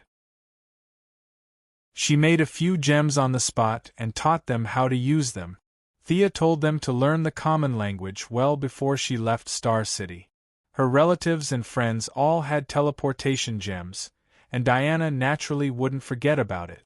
Although Thea didn't think that there was anyone who could beat Diana to the point that she couldn't fight back, she still had to be prepared. Diana's thoughts were similar to what she had expected. She was about to run away. Could Earth still be saved? However, she still accepted the teleportation gems modestly. With Thea's frequent actions, more and more people, not just in the metropolis, realized that aliens did exist. There were few fools in modern society. Especially after seeing that the officials didn't refute the rumors but instead acquiesced to them, many citizens felt anxious. Thea's learning materials finally caused a sensation. A large number of citizens began to scramble for them. However, she soon found that there were many pessimistic voices on some small forums and social media sites. Aliens were invincible, Earthlings were weak. There were all kinds of opinions. She was overreacting. She saw that the power of vow on the order scale had decreased by a small amount. She felt that people's hearts were unpredictable. What should she do? Increase the publicity? It was nonsense to tell ordinary people about the Guardians and the new god. Moreover, Thea couldn't personally tell them about this. She couldn't possibly explain to ordinary people how she knew about this. Therefore, it was necessary for an alien to tell the story. Princess Starfire, whom she met a while ago, was a good candidate. First of all, she was a righteous person. Even if she was scolded, she wouldn't do anything extreme. Secondly, her appearance. If one didn't look at her green eyes, she would definitely be a beauty. In fact, if one got used to it, green eyes wouldn't be unacceptable. When Thea took over the Yellow Lantern Corps, she only remembered asking Superman to arrange a place for her to stay. As for the specific location, she had to ask Superman. She activated her supervision and found Superman at the scene of a fire. Princess Starfire. Bro Superman scratched his head in response to Thea's question. Why? Did something happen to her? No, but I asked the Martian hunters to take care of her. Superman said vaguely. Thea was confused. Under her continuous questioning, Bro Superman didn't say anything. Then, she went to look for the Martian hunters. Only then did she know that Superman's Louise was jealous of Hai Xingbo. In order to not cause any conflicts in the family, she could only throw the beautiful Princess Starfire to the Martian hunters. After asking for the address, Thea went to Starfire's apartment. Just as she was about to knock on the door, she saw the door open from the inside. The tall and handsome Nightwing, Dick Grayson, was holding hands with Princess Starfire. They were about to go out. What a coincidence, what a coincidence! After knowing each other for so many years, it was impossible to pretend not to know each other. Dick Grayson could only awkwardly greet Thea. This was a winner in life. Even though he had broken up with Barbara, he still had some feelings for her. Occasionally they would even have some friendly sex. This was even more impressive. Starfire had only been on Earth for a short period of time, but the two of them had already hooked up. Thea could only admire them. Originally, she was worried that she wasn't familiar with Starfire. Now that Nightwing was acting as the middleman, it was easier for them to talk. Thea forcefully pulled back Nightwing, who was about to run away. Your Broodhaven doesn't need to be saved. You can leave after you finish my business. After briefly explaining her original intention, Thea began to talk about her goal. Miss Starfire, are you willing to do a television program to introduce Earthlings to extraterrestrials? From your point of view, don't scare the citizens, but don't nurture their arrogance. Television program? Starfire and Nightwing looked at each other. What should I say? I can't possibly talk about Tam Allen, right? Sure, you can say whatever you want. You know, Earth's scientific research ability isn't weak.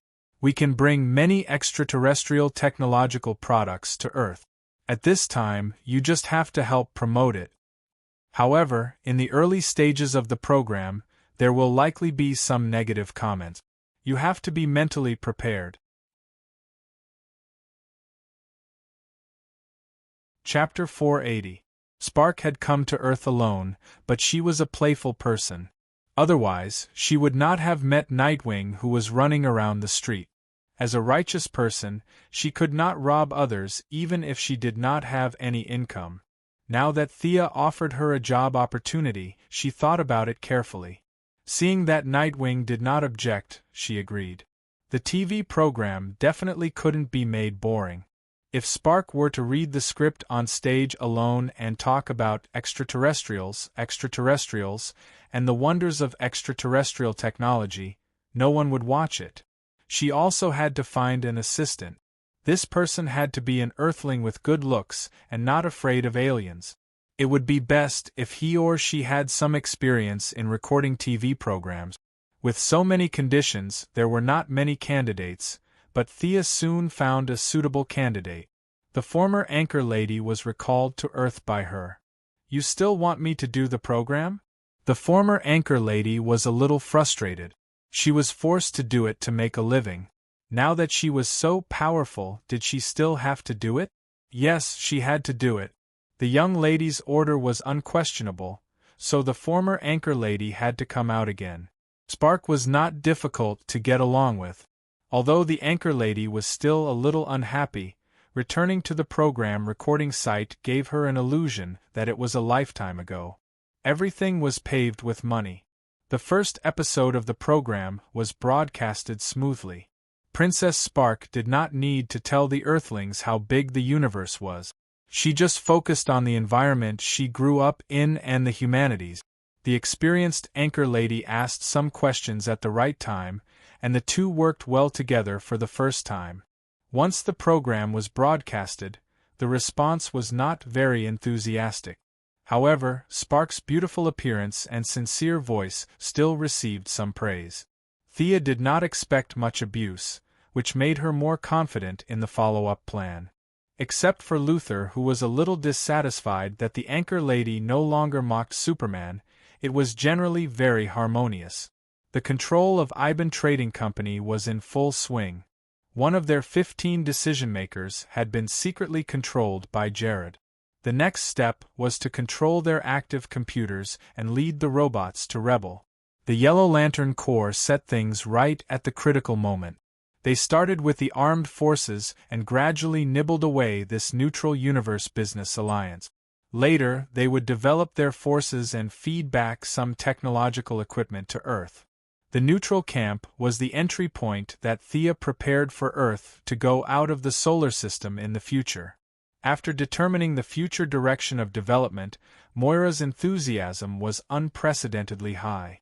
In order to expand her network, she decided to hold a grand Christmas dinner in the name of the city government. Naturally, her children were all present.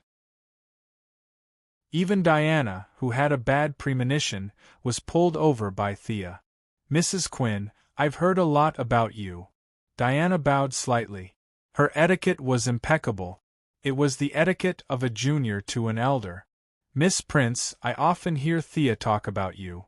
Moira was well aware of the relationship between the beautiful woman in front of her and her daughter. Nowadays, this was not a rare thing. Since they were willing, Moira was naturally not dissatisfied. She gently held Diana's hand and said a few words. Soon, other guests arrived. Thea pulled Diana aside. "Your mother is very elegant. She's an amazing person." When Diana saw that a woman had achieved something, she thought that the woman was a good person. This idea was deeply ingrained in her mind and could not be changed. "Yeah, don't you think she's a bit similar to Queen Hippolyte?" Thea joked. "Huh? That's true. No wonder I feel so close to her." Diana thought about it seriously and nodded solemnly. Thea was amused.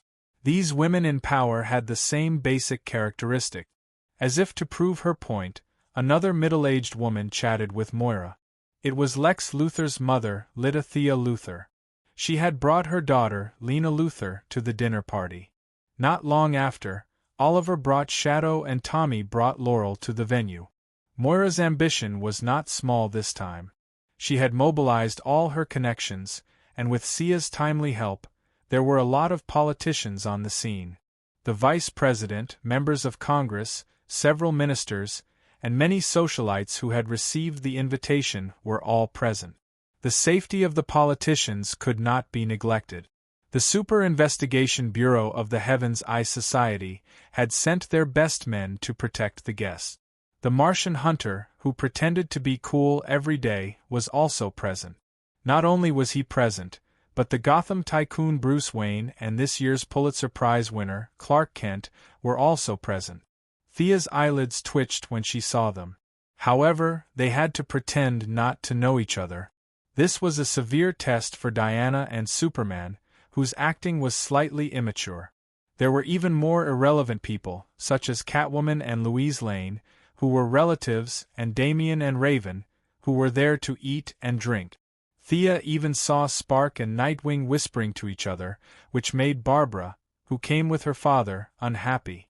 Barry Allen, who did not have much combat power, Felicity, a few friends from the Star City Laboratory, Caitlin Snow, her fiancé Ronnie Raymond, and Cisco Ramon were all present.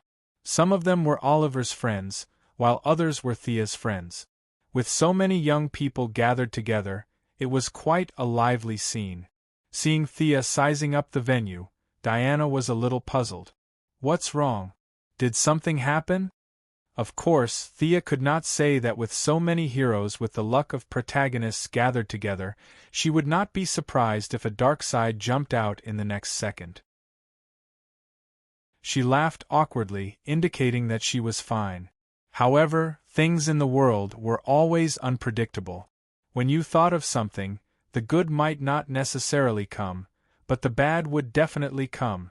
Pretending to walk past casually, Clark Kent whispered to her with his old-fashioned eyes, "There's a group of people 5 miles away, armed with guns. They seem to be coming here. Also, there seems to be a mole in this venue." Thea immediately activated her supervision to observe the interior of the venue.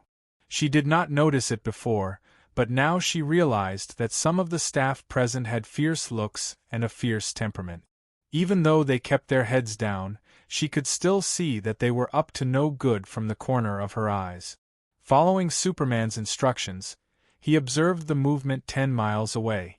It was indeed a small gang. There were more than 30 people, and they were armed with all kinds of guns. The leader was a tall and strong man. He was discussing something in 2 trucks. They were heading straight for the city hall. Thea heaved a sigh of relief. There was nothing to be afraid of. She did not know the soldiers, but she had seen a picture of the leader. Wasn't that the brick wall who had recently disappeared? The waiters in the venue were Keanu's men, codenamed White Porcelain, of the Triad. Thea even saw a few men with indescribable Manon characteristics helping in the kitchen. Chapter 481. In addition to a few spies in the venue, their leader, nicknamed White Porcelain, was wearing a wig to cover up her white hair. She was wearing a high-slit cheongsam and was greeting guests at the entrance. Thea felt sorry for them. There were so many heroes here, it would be safer for them to rob the White House. They were so stupid. The heroes here could beat the shit out of them. However, there were so many heroes that they had to worry about. Who was going to do it? Uncle Ronjen, can you control their minds? Thea contacted the Martian hunter telepathically. The result was as she expected. The Martian hunter refused without hesitation. I won't use my ability on ordinary people. You deal with it yourself. Thea sighed. Fortunately, Superman was a warm-hearted person and volunteered to deal with the people in the brick wall. They could detect abnormalities with their special abilities. Some of the bodyguards and agents of the politicians also noticed the abnormalities of these people. Agents sounded powerful, but in fact, they were only at a slightly higher level than ordinary people. If they took action first and caused a commotion, they would directly destroy the venue that Moira had carefully prepared. This was something that Thea would not allow. Also, the identities of many superheroes could not be exposed. This made her a little cautious. After whispering to Thea to make a big noise to attract the attention of the agents in the venue, she whispered to Oliver. Keanu's people are in the venue. How many are there? Oliver's eyesight was the best among humans and had been strengthened repeatedly. Now that it had reached a higher level, after receiving Thea's warning, he immediately looked at the scene and found a lot of clues. 5. Don't make a scene. The 4 of you and Diana each take one of them nearby and deal with them. Don't disturb Mother. After receiving Thea's signal, Felicity had a conflict with a waiter. After many years of being a vice president, she was full of dignity and scolded the waiter until he apologized repeatedly. Thea directly cast a slow spell on the 5 people in the venue. Time was tight, and they couldn't make any big casting movements, so the power of this spell was reduced to the minimum. It could only make them fall into a trance for a while, but that was enough. They split up. There were still 4 enemies in the kitchen, so Thea left them to Batman's team. Seeing that Batman and the others pretended to go to the toilet and led Nightwing, Barbara, and Catwoman to the kitchen, Thea also found her target. With her face almost frozen from smiling, Chien-Wei, who was dressed as a greeter, was just about to catch her breath when she saw one of her targets, Thea Quinn, walk past her. Just as she was wondering how much money she could earn from this kidnapping, she saw Thea glance at her nonchalantly. Fear instantly welled up in her heart. Her childhood misfortune, everyone rolling their eyes at her, her youth wandering in a gang, her constant defection to new bosses, and her constant betrayal. She had worked so hard to get to where she was today, but everything seemed to have changed between illusion and reality. All her previous experiences were like a dream. She had walked through her life again. A few subtle changes made her feel like she had fallen into an abyss.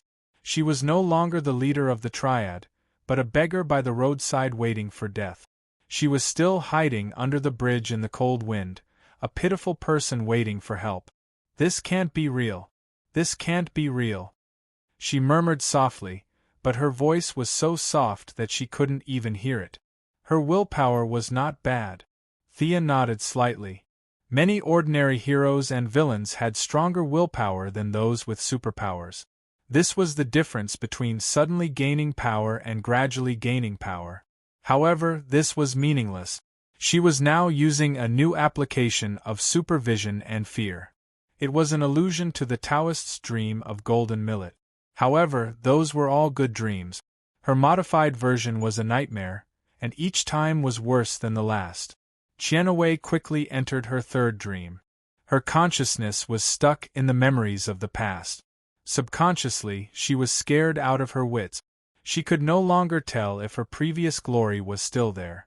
Unparalleled fear was rapidly growing in her heart. Finally, after the 6th dream, her willpower was defeated. Her eyes lost focus, her legs went soft, and she fell straight back. For her, a long time had passed, but in fact, only a second had passed in the outside world. As she fell to the ground, Thea, who happened to pass by her, directly grabbed her. She may be malnourished. I'll help her to the side to rest. Facing the curious eyes of the other greeters, Thea explained. They did not suspect anything. This was the metropolitan hero, the winner of the Nobel Prize in medicine. She was a super-rich person. There was no need to lie to them. They did not know the truth, but they felt that Thea was very humane and a good person. They all looked at her with admiration as she carried Chien-Wei away. As she began to move, the few people in the banquet hall also moved. In a real battle, no one was afraid of this group of nameless soldiers. However, if they did not want to attract attention, they would need to be prepared. "Oh, sorry, I stepped on your foot. My hand slipped. Is your clothes okay?"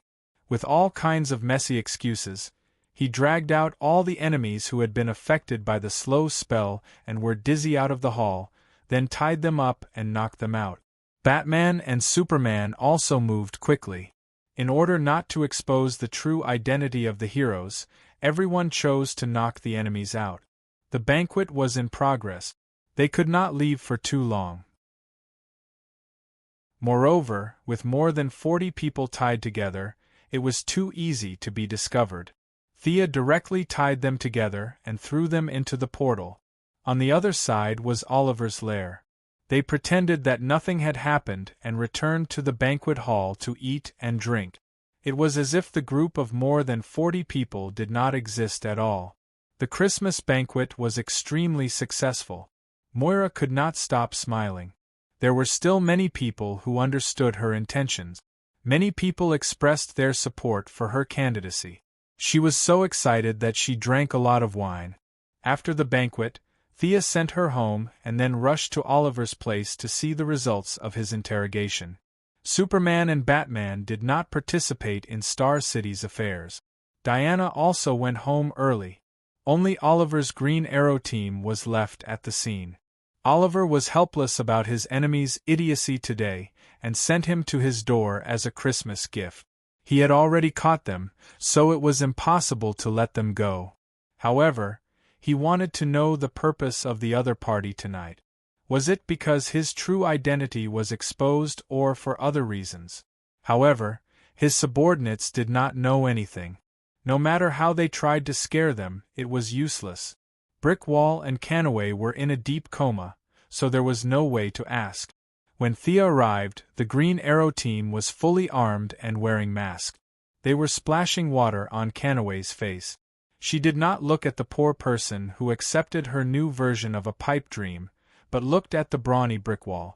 This triad member with a little superpower seemed to have a bad brain. Thea saw the battle between Superman and them from afar. This guy actually let Superman punch him so as to test his endurance. In the face of such a sincere request, Superman was a little surprised, but he did not refuse. He used 10% of his strength and gently hit him. Then this guy became the miserable state in front of Thea. Chapter 482. The chest area of his dark black jacket was shattered, and there was a huge fist print on his chest. His special ability allowed his body to slowly recover, but the injury was too heavy, and it would take a lot of time for him to recover to his peak condition. On the other hand, Kianaway's eyes had rolled back, and it was all thanks to Thea. She was lost in her dreams, and she didn't know which was her past and which was an illusion. She struggled in self-denial, and finally lost consciousness. In layman's terms, she overused her brain in a short period of time, and it crashed. Kianaway's self-consciousness immediately noticed the abnormality after retracting the fear she had set up. She had a deep impression of what she had experienced, and every detail was unmistakably real, which was a sharp contrast to the false and empty nightmare. She wasn't a beggar on the street, nor was she a tragic and indescribable woman. She was the leader of the triad. Kianaway's consciousness instantly took over her body. Although she was extremely weak and dizzy, she still tried to stand up to defend against the enemy's attack. "Who's there?" Like a patient with a high fever, she stood up shakily and tried to open one eye. When she saw Green Arrow's bow aimed at her, her heart sank. "What are you doing at the city hall?" Oliver, who had a voice changer, pulled the bowstring and asked sternly. "I'm going to the city hall? What am I going to do there?" Kianaway's memory was a little chaotic, and it took her a long time to sort it out. Looking at her companions who were tied up like dumplings, she knew that the operation had failed, but where did it fail? She didn't know that there were a lot of superheroes in the city hall, and she only felt that she had lost unjustly. She had climbed up from the bottom, and she had always believed that failure was the mother of success. If she lost today, she would find the problem and win it back tomorrow. This had always been her creed. But today's operation was really inexplicable. If it was said that the Green Arrow Party had defeated her, she would not believe it at all. Both parties had been fighting for half a year. If the other party had the means to silently capture her, how could she have survived until today? But a wise man knew better than to fight when the odds were against him. She knew too well that she had to admit her mistakes and stand properly when she was beaten. "We're going to kidnap some city officials and extort a sum of money." Oliver was a little incredulous. "You're so courageous that you're going to challenge the world's superheroes just for a little money?" There was a hint of doubt in his tone. "That's all." Canaway looked at him, puzzled. Her mind spun rapidly as she analyzed the information Oliver had revealed. However, before she could think clearly, she saw a white light flash and she fainted again. Thea knocked her out. "It seems to be a coincidence. This girl only knows about the city government's Christmas dinner. She thought it was just an ordinary event in Star City. She didn't expect so many politicians to be there." Oliver could also understand what his sister meant. Moira still had 2 years left in her term as mayor. Today was just a small preliminary test. There was no big publicity. These two unlucky bastards did not know that the vice president and a bunch of senators were present. The so-called democracy and equality were all nonsense. Kidnapping a clerk was a criminal case. Kidnapping the vice president was no different from treason. The vice presidents and members of parliament arrived late. Their informants did not see these people. If they had known the details of today's meeting in advance, they would not have courted death. After the farce was over, Oliver was in charge of whether these unlucky guys would be sent to the police or dealt with. Sia went directly to Diana's apartment in London. It was late at night in London. It was quiet all around. Only the occasional barking of the neighbor's dog could be heard. The dog was immediately appeased by its owner. The crime of disturbing the public was not a joke. At this time in the quiet room, a slight fluctuation woke Thea up. It was the fluctuation of space transmission. Her first reaction was that someone was going to sneak up on her. Then she thought that this movement was not small. The probability of a sneak attack was not high. With her skills, there were not many people on Earth who could defeat her. Besides, Diana was still by her side. Even if Superman came to kill her, she would not be afraid. Diana's reaction was not slow either. The two of them sat up at the same time and looked at the uninvited guest vigilantly. The translucent transmission wave spread out, and a young woman stumbled out. She had short blonde hair and was wearing a shirt, shorts, and a pair of slippers. She held a key tightly in her hand. She looked around in panic. She seemed to sense something and looked at the other side of the bed. For bright eyes were staring at her. "Hi, Diana." The young woman did not know Thea. She only felt that the woman's eyes were too sharp, as if she was trying to see through her organs. It was a little funny. How could a human's eyes see through their organs? The sudden arrival of an unfamiliar environment made her very nervous. Fortunately, she soon found a familiar face. She knew Diana. "Zola? Why are you in my house? I remember that you went back to your hometown." Diana did know this girl. She was a very kind person and had worked for her foundation for a while. I'm at my family's farm." "Do you know my farm?" "It's in Virginia. But a strange blue-skinned man came and said that he wanted to protect me. Then we were attacked. He gave me the key, and I'm here." The woman named Zola told Diana the whole story incoherently. She didn't know why she was telling Diana the whole story. She just said it naturally. "She's my employee, or at least my former employee. I think I should help her," Diana explained to Thea. Thea could not say anything. She could only chuckle. The woman in front of her had an identity that even she did not know. She was the reincarnation of Athena.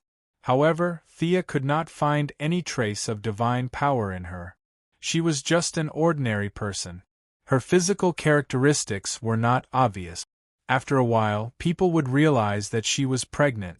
The result announced to the public was that the stallion, Mr. Zeus, was old but not old. He had given Diana and the others a new brother and sister. The actual situation was that this main god was hiding from his eldest son and putting on a shocking show. The one who was born was not his son, but himself. According to Sia's understanding, his main account could not be leveled up anymore, and his level had been maxed out, so he took this opportunity to level up a side account. If he could get the source in the process, the old god would become a new god, and that would be even better. Thea kept looking at the young woman. She was a little disappointed. She was just an ordinary person, at least before the will of the gods. There were no flaws at all. As for the blue-skinned freak that she mentioned, it should be Hermes. Hermes was the god of speed and thieves in Greek mythology. However, he seemed to be honest, but he had other intentions. Seeing that Diana seemed to want to get involved, Thea could only go with her. She would meet Ares soon and accidentally kill the god of war in battle. Thea had to stop her. Chapter 483. It wasn't because Thea had a close relationship with the god of war, but because the god of war's godhood was a trap. Diana had killed the god of war and automatically obtained the god of war's godhood. 5,000 years ago, this would have been a good thing. However, at this critical juncture where the old god had fallen and the new god had risen, it would be too much of a trap if she didn't become the old god instead of the new one. The girl named Zola watched them change. In the dim light of the night, she felt that Thea looked familiar, but she wasn't sure. She didn't want to say anything, especially after seeing how close the two girls were. "How do we get there?" Diana asked. "I think the key in my hand can take us back," Zola said before Angelina could. Thea glanced at it. It was an exquisite magic item without any trap. She nodded at Diana, and the three teleported away. As soon as they left the teleportation portal, two sharp arrows shot toward them one after the other. With two muffled sounds, Thea and Diana reached out and grabbed an arrow at the same time. They were using the Assassin League's famous grabbing technique. Although the ninja master couldn't win against the two girls even if he did somersaults, his martial arts skills were praiseworthy. Some techniques were very useful at any time. As the person closest to Thea, Diana's martial arts skills were naturally affected. Facing the incoming arrows, the two girls both chose to use the Assassin League's grabbing technique. Casually throwing the arrow on the ground, Zola stepped back in fear. The two girls fearlessly looked at the enemy approaching from the dark. Clatter, clatter.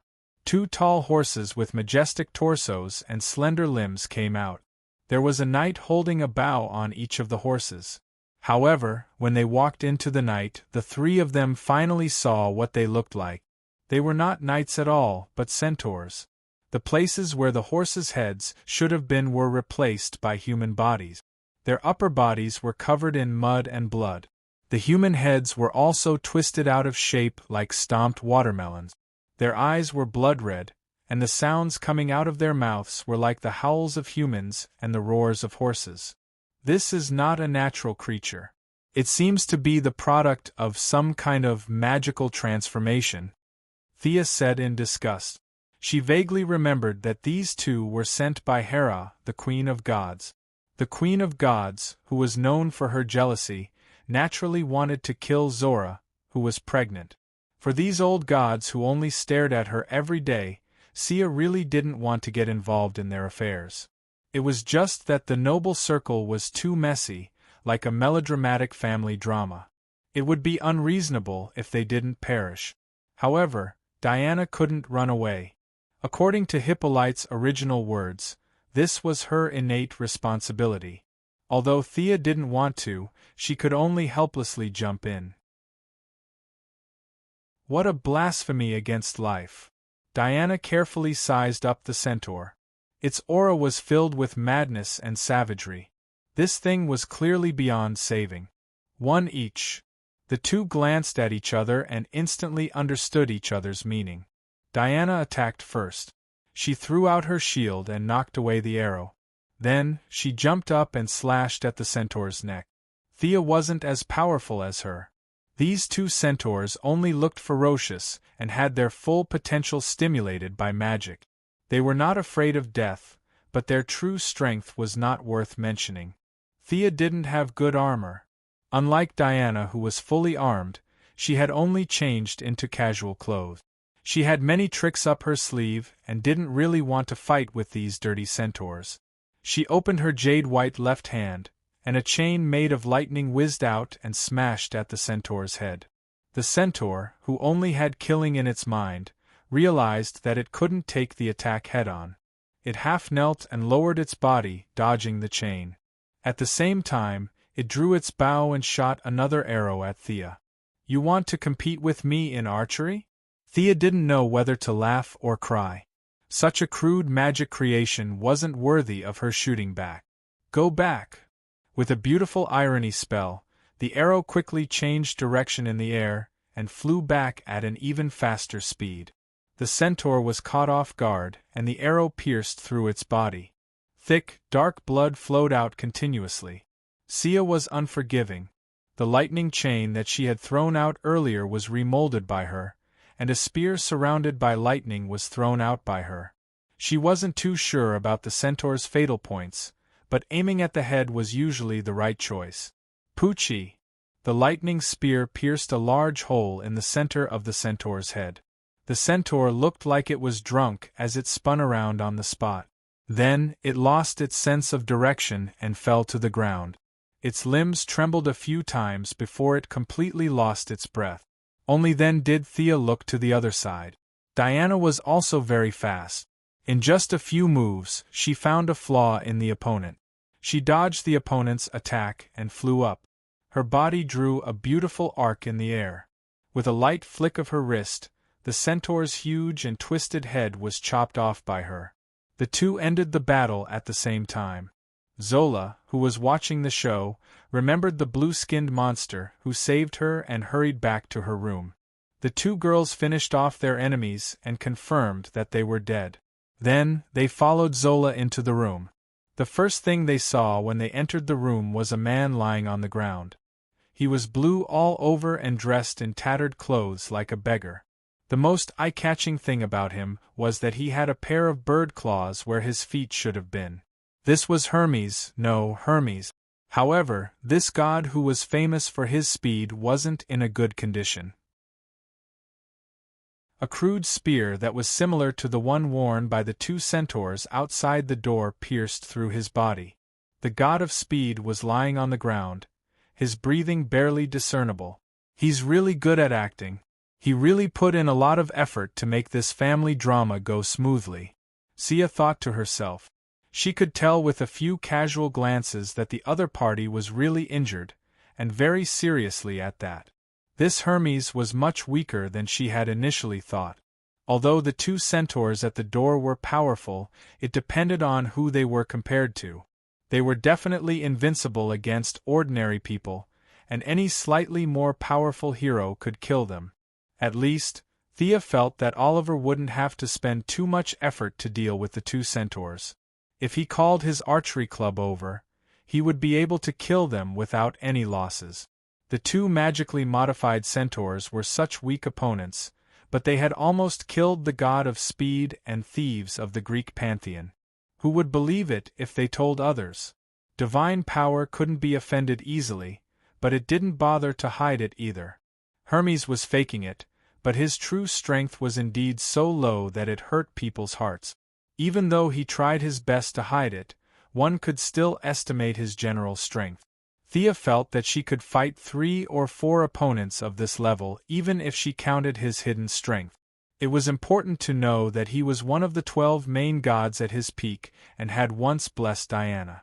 Now, his divine power was like a candle in the wind, let alone Diana. He could die if he used a little more strength. Chapter 484. Thea felt that she really didn't understand their thoughts. You're already like this, why don't you just lie down in your god's kingdom? Why do you have to jump out and cause trouble, and then show everyone what it means to struggle at death's door? Thea, see if you can save him. Diana still had some feelings for these gods who had blessed her in the past. She checked Hermes' wound and found that it was very serious, but she wasn't worried. She was originally very talented, and she had also received Morgan Le Fay's magic experience. There was almost no one in the world who could surpass Thea in healing. Diana was very confident in her lover's ability. Who? Hermes, who was lying on the ground with his eyes closed and pretending to be a dead dog, was seriously injured. He didn't know that Diana not only came according to his plan, but also brought another person with her. He had a bad feeling in his heart. This person who suddenly came in might ruin his plan, and this made him very anxious. But now he was seriously injured. Previously, he had pretended to be unconscious. It was unrealistic to immediately jump up to see who this unexpected participant was. No one was more stupid than the other. When the time came, the other person would know that he was pretending, and now he didn't have the strength to jump up. Under his imagination, he had to pretend to be unconscious. This was really a test for his acting skills. He was very anxious, but he had to suppress his consciousness in the depths of his mind. As long as his body showed a slight tremor, Diana would be able to find out that he was pretending to be dead. After all, he also had Athena's blessing, and it wasn't so easy to fool him.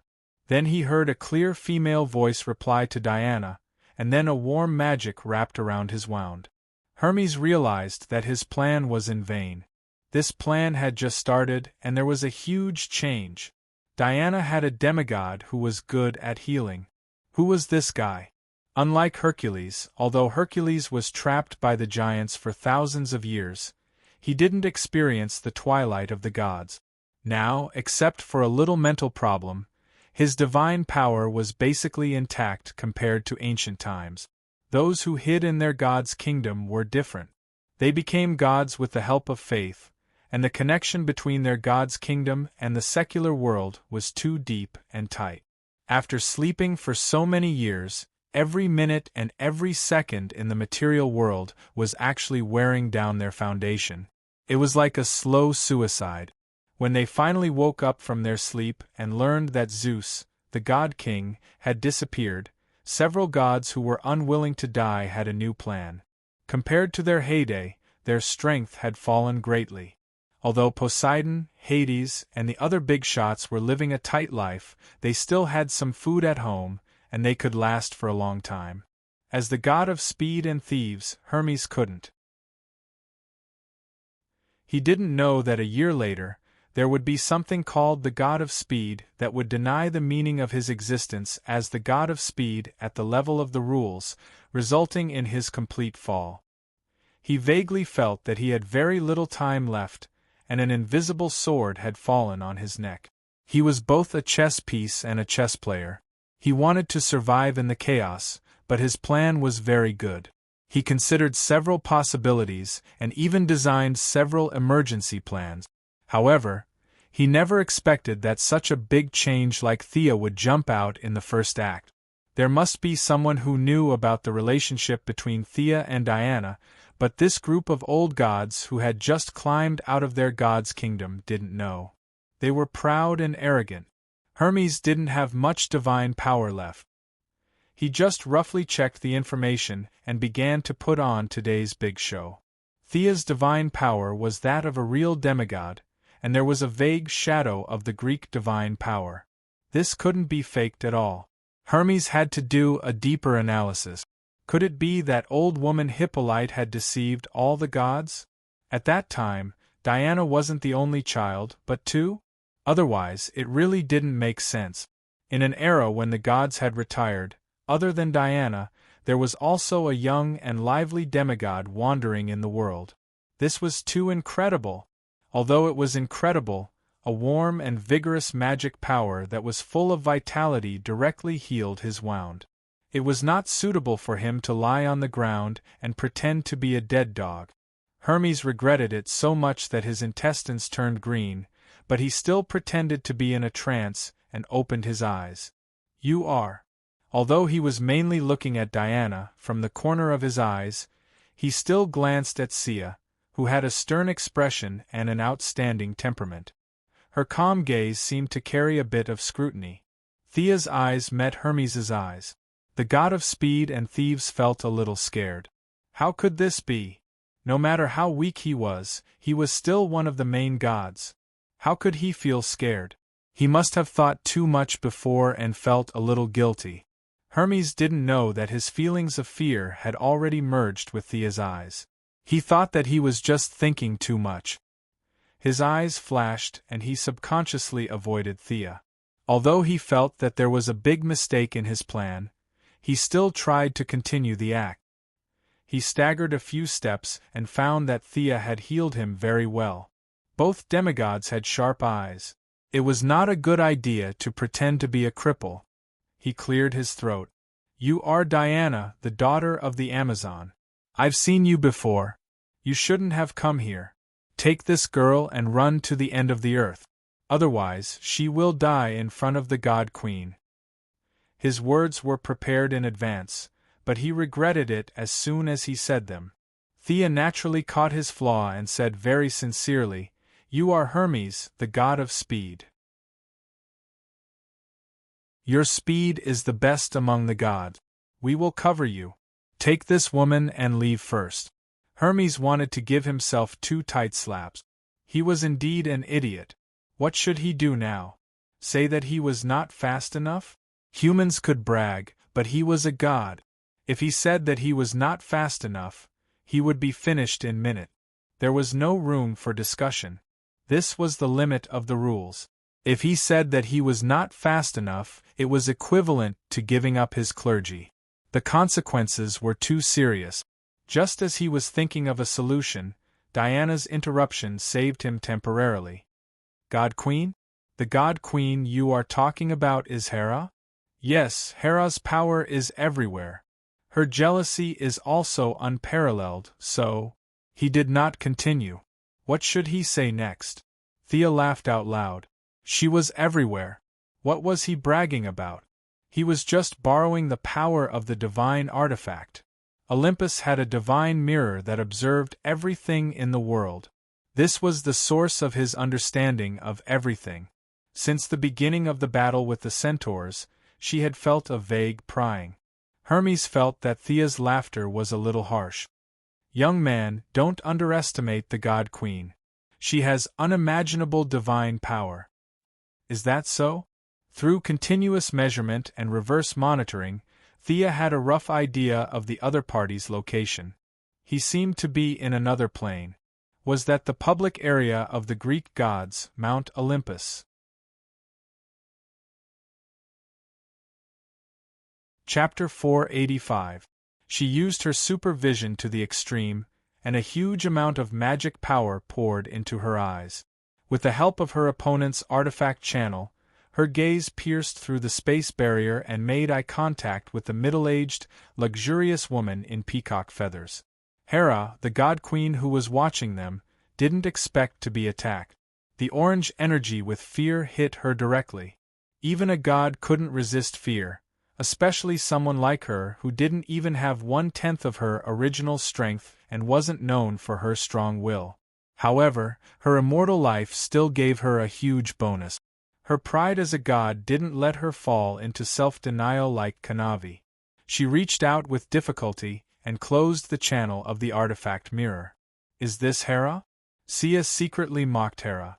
Hera, who had a bad reputation, had been seen through by Sia in just a short exchange. She would be bragging if she said that Hera couldn't withstand a single blow, but she wasn't invincible. Also, Thea felt that Hera was more like a mage than a god. She didn't know if Hera didn't have enough divine power to begin with or if there was another reason. She wanted to teleport over directly, but Hera reacted quickly and decisively closed the channel. The location of Olympus was not the same as the traditional concept of space. Without an accurate coordinate, she did not dare to rashly teleport. The feeling of being watched disappeared. Other than Zola, who was still a normal person, everyone could feel it. Hermes didn't know what happened, but he knew that Hera didn't stop watching because she was kind and valued peace. Seeing that Diana was staring at him and was about to throw Zola to him, Hermes had a lot of thoughts. He actually came up with an excuse. He immediately said, "I'll take Zola, but Hera has already noticed Paradise Island. You have to remind your mother to be careful." Then, he pretended to leave.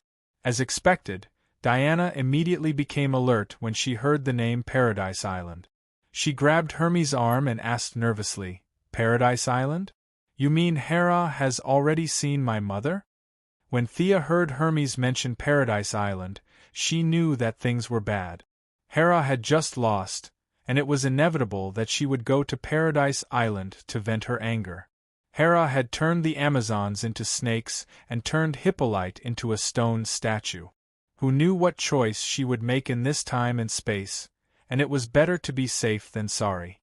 Hippolyte and the others couldn't stop Hera at this time, even if Hera's strength was greatly reduced. If Diana wanted to go home, she couldn't stop her at all. She even had to agree, which made her sigh secretly. Hermes, who felt that Diana had fallen into his trap, wanted to howl at the sky. After spending a long time and countless brain cells dying, things finally returned to normal. Thea, I want to go back. What do you think? Diana hurriedly asked for her lover's opinion. Thea certainly couldn't object, but she also wouldn't jump into the enemy's ambush unprepared. Being able to win was one thing, but fighting to the death was another. She would be a fool if she didn't make use of her helpers. Excuse me, how many gods have awakened now? She asked the god of speed and thieves, who was known for being well informed. Asking for information was his business scope. If he didn't know anything, it would be too suspicious. Hermes was a little hesitant, but he still answered, Hera, the god of sun, Ares, the god of war, Eris, the goddess of strife, and Pluto and Neptune should have awakened. This guy only said most of it, but he didn't say anything about Demeter, the goddess of agriculture, who had colluded with him. He also didn't mention the goddess of moon, who had been Thea's boss for a short time, but Thea didn't feel the signal of the goddess of moon's arrival. Did she feel that she had enough divine power and didn't get involved in this matter? Thea felt that this was good news. After all, the goddess of moon still had a relationship with her, and it was always not good to fight with her. Ares. Diana didn't talk about Ares as if he had killed her father like 100 years ago, but her face didn't look too good either. Thea was analyzing the strengths and weaknesses of these people. The world had been peaceful for a long time, and coupled with the heavy blow 100 years ago, Ares's recent situation was worrying. The goddess of strife and the goddess of agriculture were not famous for fighting, and the only thing they needed to be wary of was the god of sun, Apollo. Unlike the goddess of moon, whose belief was scarce, the sun was an important prerequisite for the survival of the Earth's species. Even if it wasn't ancient times, and no one in modern society believed in the god of sun, the accumulated belief still existed. As for his combat strength, Thea was a little uncertain. If the two of them fought against 4 or 5 weak gods at the same time, it was really difficult to predict the outcome. Especially with the combat strength of the god of sun, she couldn't guarantee that she could defeat him. Fortunately, this world was full of surprises. 30 years ago, an alien spaceship landed on Earth and showed the Earthlings what the Kryptonian style was. Thea's idea was to find a Kryptonian to fight the god of Sunday. Considering that they were going to fight on Paradise Island, they rejected all men, and Superman was directly excluded. Between Supergirl and Fiora, Thea chose Supergirl. This didn't mean that Fiora's combat strength was weak, but she couldn't walk away. In addition, Fiora's personality was too old-fashioned, and she wasn't suitable for the equally old-fashioned women of Paradise Island. On the contrary, the silly and ignorant Supergirl was very suitable, and Thea remembered that she had been to Paradise Island in the original time and space, so there shouldn't be too much of a problem. She told Diana that she was looking for reinforcements. She wasn't quite sure why Thea was so cautious, but they had been lovers for many years, so she chose to believe her. She also knew Supergirl, but they weren't familiar with each other. Thea quickly contacted Kara Danvers, who was studying in Nathaniel. The two had a good relationship. Thea treated her like a younger sister and often took her out to eat. She had to say that Kryptonians and Psions had something in common. They could eat too much. Just casually treating her to a meal, and the number of swiping a credit card was chilling. Ordinary rich people couldn't afford to eat like that. Kara Danvers came quickly. She was wearing blue tights, red boots, and a red cloak with a big S on her chest. Thea imitated Superman's clothes. Although they weren't as good as the one that Superman's father gave him, they were still of good quality and were more than enough to deal with ordinary battles. How is it? Isn't it very cool? Speaking of which, this was Supergirl's first time wearing her exclusive equipment in a battle. She flew very fast, and when she arrived at the location, she did not land immediately. Instead, she flew 2 rounds in the sky with her red cloak before landing. After greeting Diana, she asked Sia happily. Thea had plenty of ways to deal with this kind of older lowly. She coaxed and praised Supergirl until she burst out laughing. Hermes's expression was a little strange.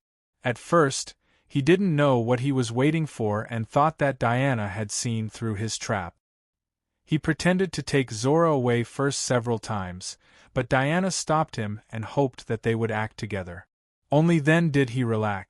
Then, he learned that there were reinforcements, so he could only wait quietly.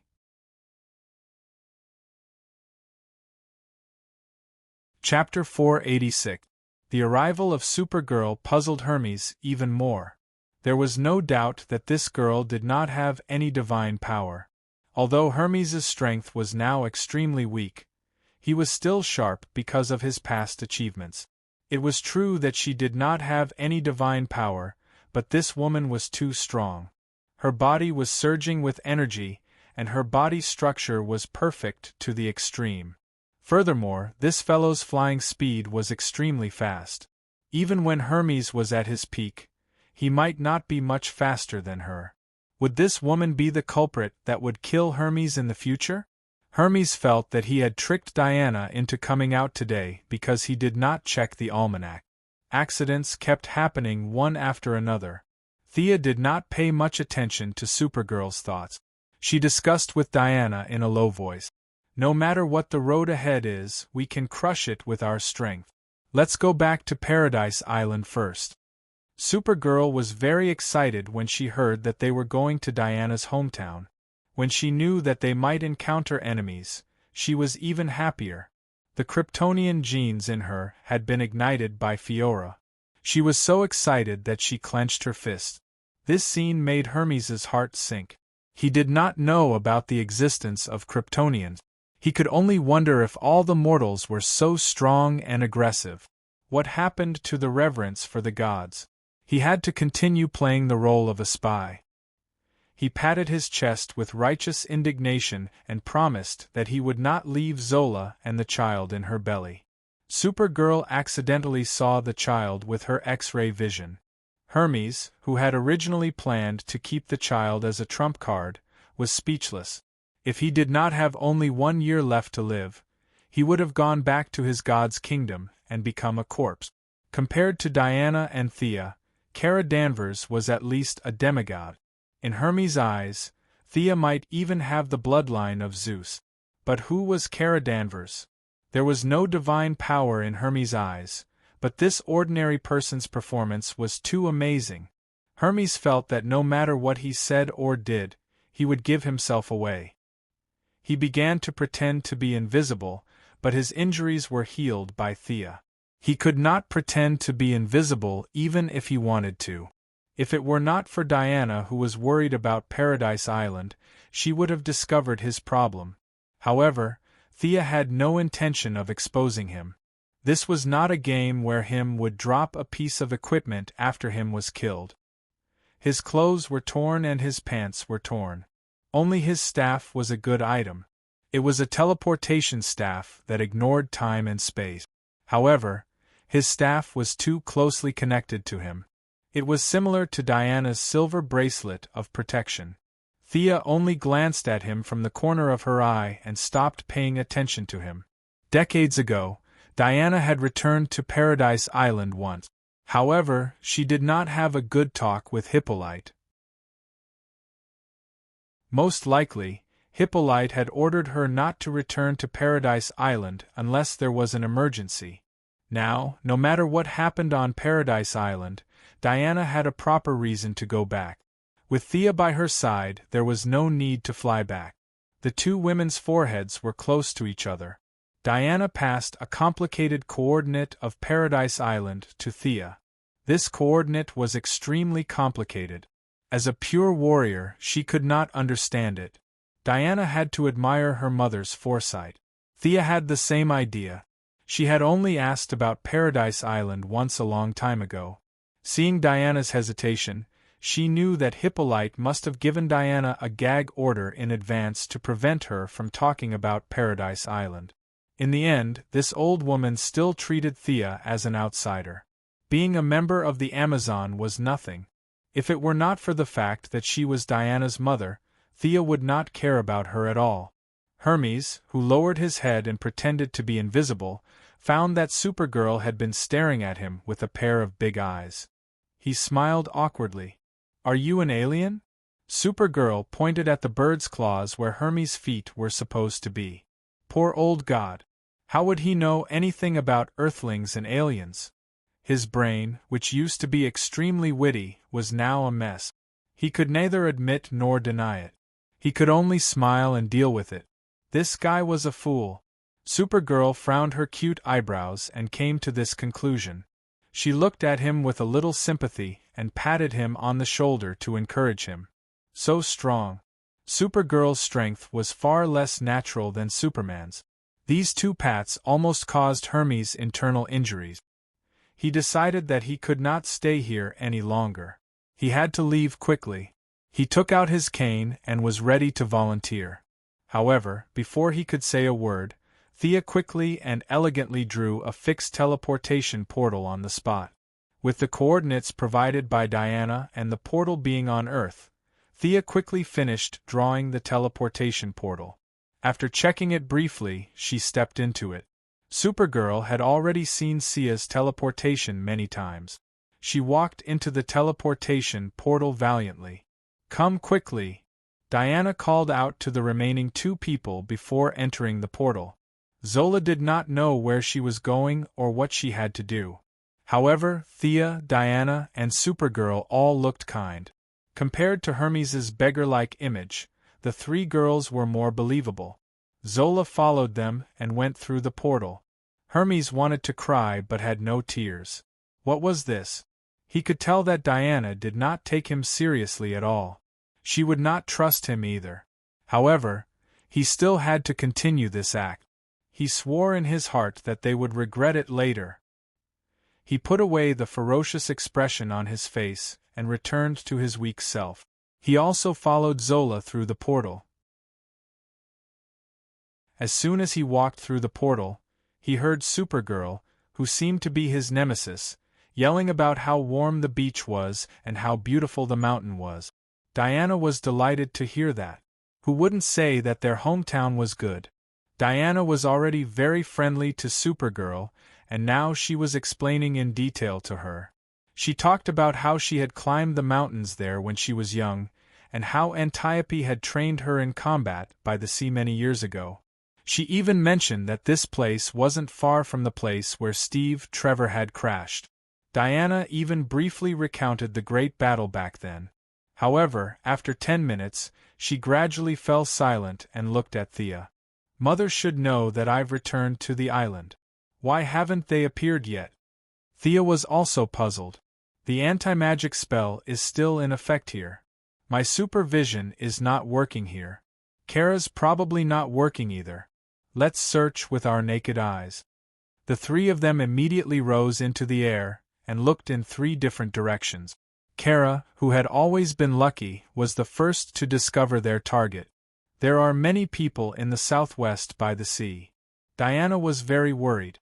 She did not have time to greet the 2 onlookers on the ground and flew over first. Follow me. Thea waved at the 2 on the ground and chased after Zola with Kara. Can you fly?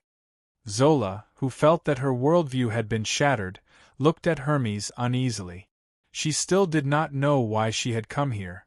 She only knew that the fanatic Superman impersonator had looked at her stomach and said that she was pregnant. How could it be so exaggerated? She did not even notice it.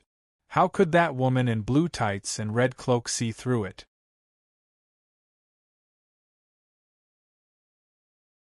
Chapter 487.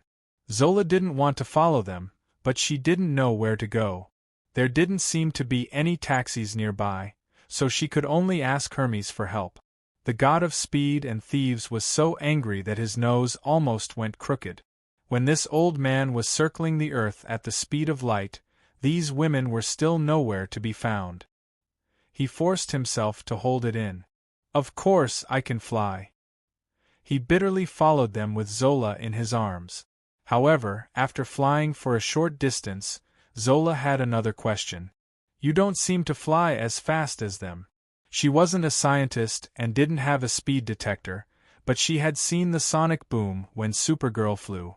As someone who had received modern education, she could tell that Supergirl was at least close to the speed of sound. On the other hand, Hermes, who was carrying her, was flying slowly and unsteadily. The difference between their speeds was like comparing a wooden plane to a fifth-generation fighter jet. Hermes wanted to let go of her and drop her to death, but it was just a thought. There were too many implications, and he couldn't handle it with his small arms and legs. Zola pestered him twice, and could only force herself to answer. If she said that she wasn't as good as others, especially in the field of speed, she would die at any moment. Luckily, Hermes was smart and quickly thought of a key point. He said earnestly, "I'm doing this for you. Your body can't withstand the impact of high speed. Don't worry, they'll be fine.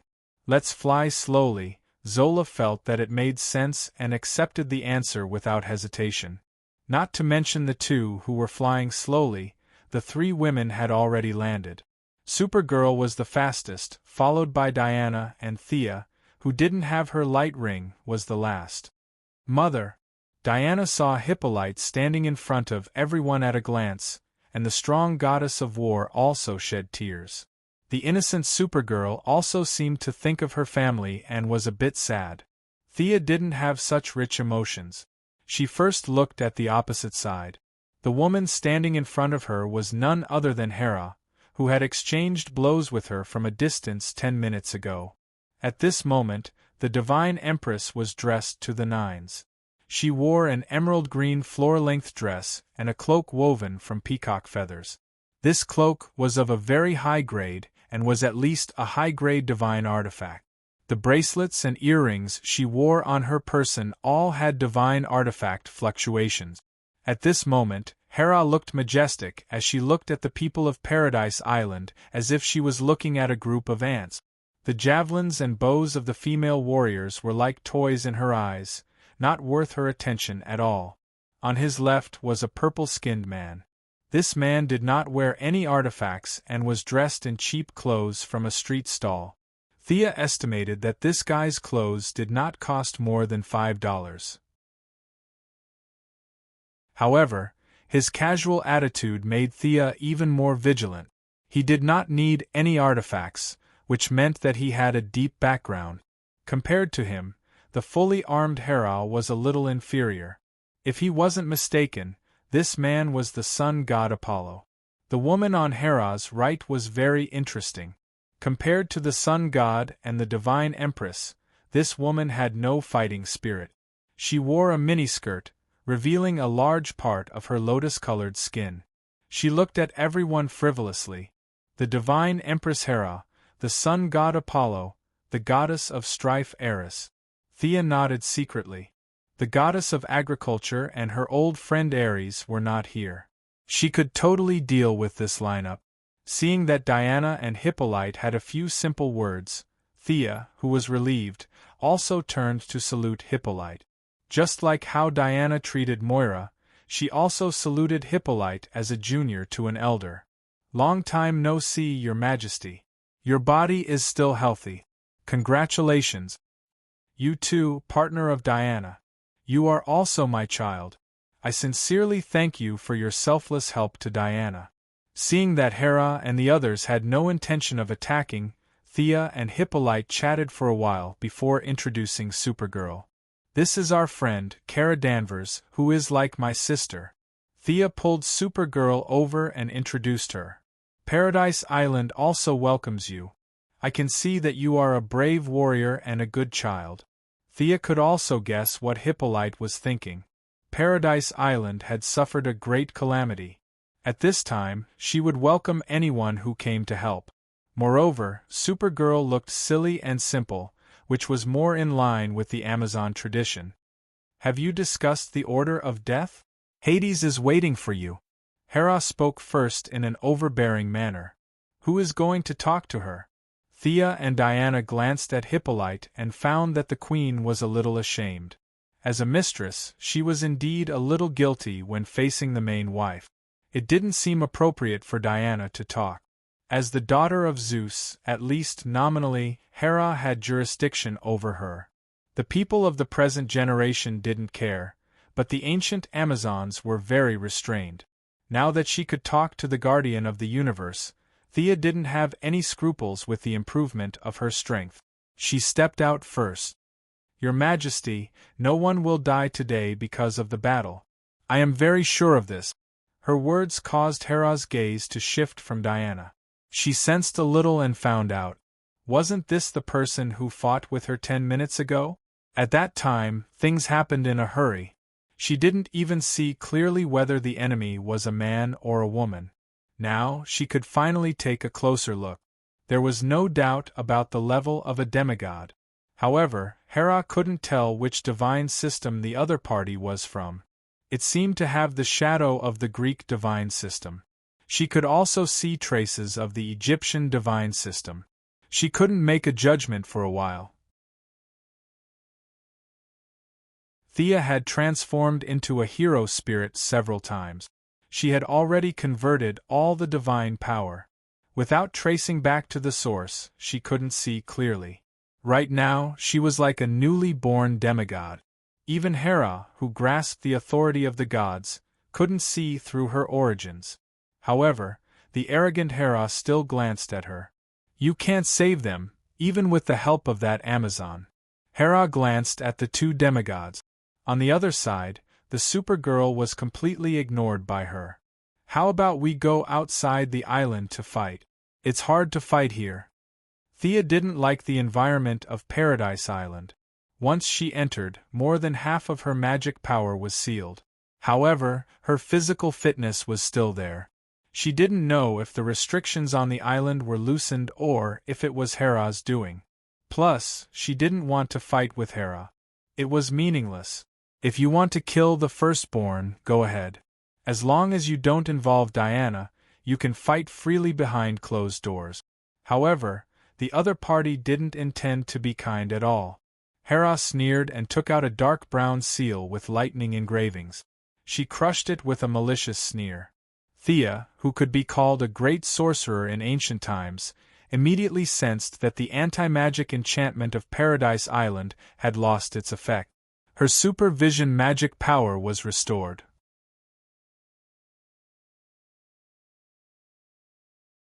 Chapter 488. What followed was a heart-palpitating pain, but this feeling came and went quickly. Thea realized that something was wrong and hurriedly retreated. She saw the Amazons with arrows and guns lying on the ground.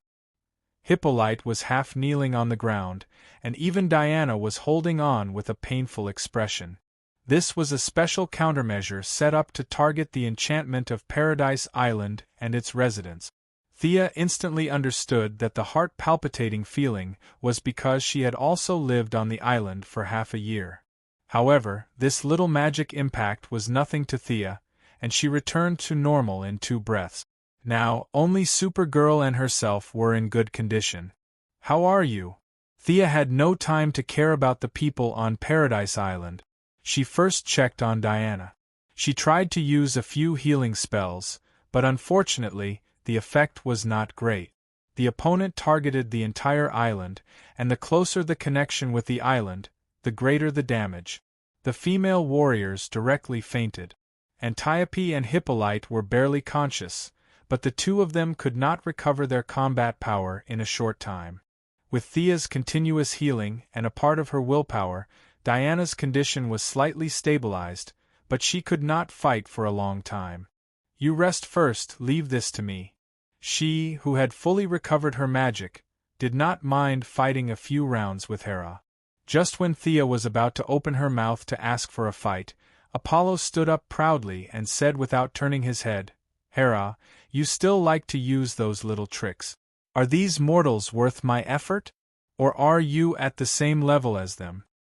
Apollo, you have to respect me, I am the Queen of Gods."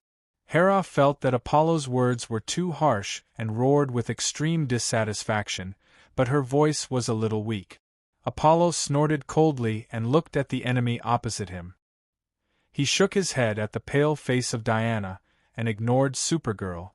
He looked at Thea with some curiosity. "Your strength is not bad, do you want to be my opponent?" Thea did not mind fighting a few rounds with him. She could more or less absorb sunlight, but the effect was not as strong as the Kryptonians. However, if she were to face Apollo, then Hera, who was proficient in magic, would naturally be left to Supergirl. This wasn't the best plan. Thea sneered. Beat my sister first. Kara, teach him a lesson. Ah? Apollo wasn't the only one who was surprised. Even Supergirl herself was a little surprised. That purple-skinned guy in front of her looked so arrogant. Could she do it? Don't worry, he's no match for you. When Thea saw the bitter look on Supergirl's face, she hurriedly cheered her on. Then, without giving her any time to react, she pushed her out. Other than the Parallax monster that had wreaked havoc in Seaside City and the giant Axeman's attack, this could be said to be Supergirl's third serious battle. She clenched her fists tightly, and her chest, which was not considered large, appeared slightly curved due to her deep breaths. After a period of hard training by Fiora, Supergirl's fighting style was finally starting to look a little better. She was no longer using the standard farmer fighting style of the Iyer family. Instead, she was now in an offensive and defensive posture, waiting for the enemy to attack first. Ha ha! Supergirl's slightly nervous look made Apollo laugh. He laughed while pointing at Supergirl. A child. They actually sent a child to be my opponent. Pay attention to the strength of your attack. Just kill a mortal and leave the rest to me. I want to properly deal with them, Hera said fiercely. Apollo shook his head with some pity. He looked at Supergirl, who was so nervous that her eyes were a little straight. What value did an opponent like her have to prove that she was worthy of inheriting the throne of the God King? It was extremely boring. He originally thought that there would be a big battle on Paradise Island, but he didn't expect Hera to use her ultimate move. Apollo was very frustrated that he couldn't show off his power as the sun god.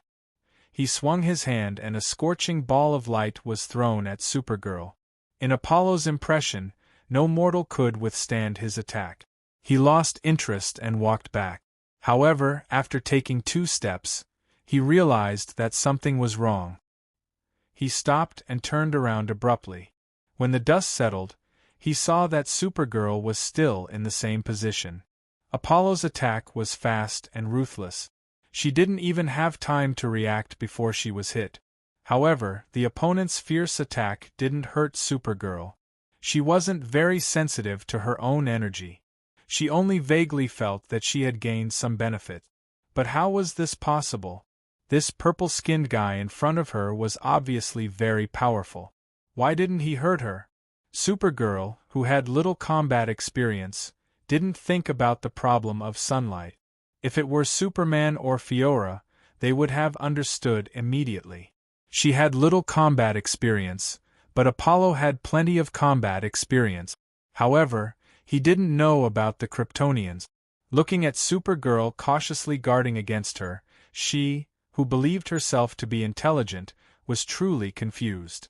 She, who had been through hundreds of battles, was very certain that she had hit her opponent. However, seeing that Supergirl was completely unharmed, she couldn't help but wonder what was going on. Since he couldn't figure it out, he decided to fire again. This time, Apollo was serious. He bent his body slightly, bent his arm, and made a gesture of accumulating energy. Then, he raised his right hand. A dark yellow energy beam filled with a lot of light and heat was thrown at Supergirl. This time, it wasn't a sudden attack. Supergirl reacted quickly. According to her previous combat experience, she should have retaliated or dodged the attack with heat rays. However, her combat instinct told her that she didn't need to retaliate. She just needed to take the attack head-on. It was safe and harmless. Supergirl, who was very simple, was confused. However, relying on combat instinct was the style of the Iyer family. Without thinking, she closed her eyes and slammed into the energy beam head-on. Boom! There was a loud bang. Apollo was completely dumbfounded when he saw that Supergirl was once again unscathed except for a little bit of mess on her body. He had already predicted several possible responses from her, such as dodging or counterattacking. These choices were not strange at all. However, Supergirl's reaction really surprised him. How did she deal with it? She was stunned for a moment and chose to use her body to take the attack head-on. Apollo didn't know what to say. Thea saw this scene and laughed out loud. Diana, who also knew about the Kryptonian's characteristics, also smiled. At this time, she realized that her opponent's attack couldn't hurt her. Instead, it replenished her energy. Supergirl was simple, but she wasn't stupid. She also guessed that her opponent's attack had something to do with the yellow sun. Supergirl's body had absorbed all the energy contained in the two attacks. Now, her energy had increased by at least 10%. If this energy was exposed to the sun, it would take at least half a year. Supergirl, who had always been troubled by the fact that Superman was stronger than her, seemed to have seen the wonderful scene of her teaching her cousin a lesson. She laughed happily.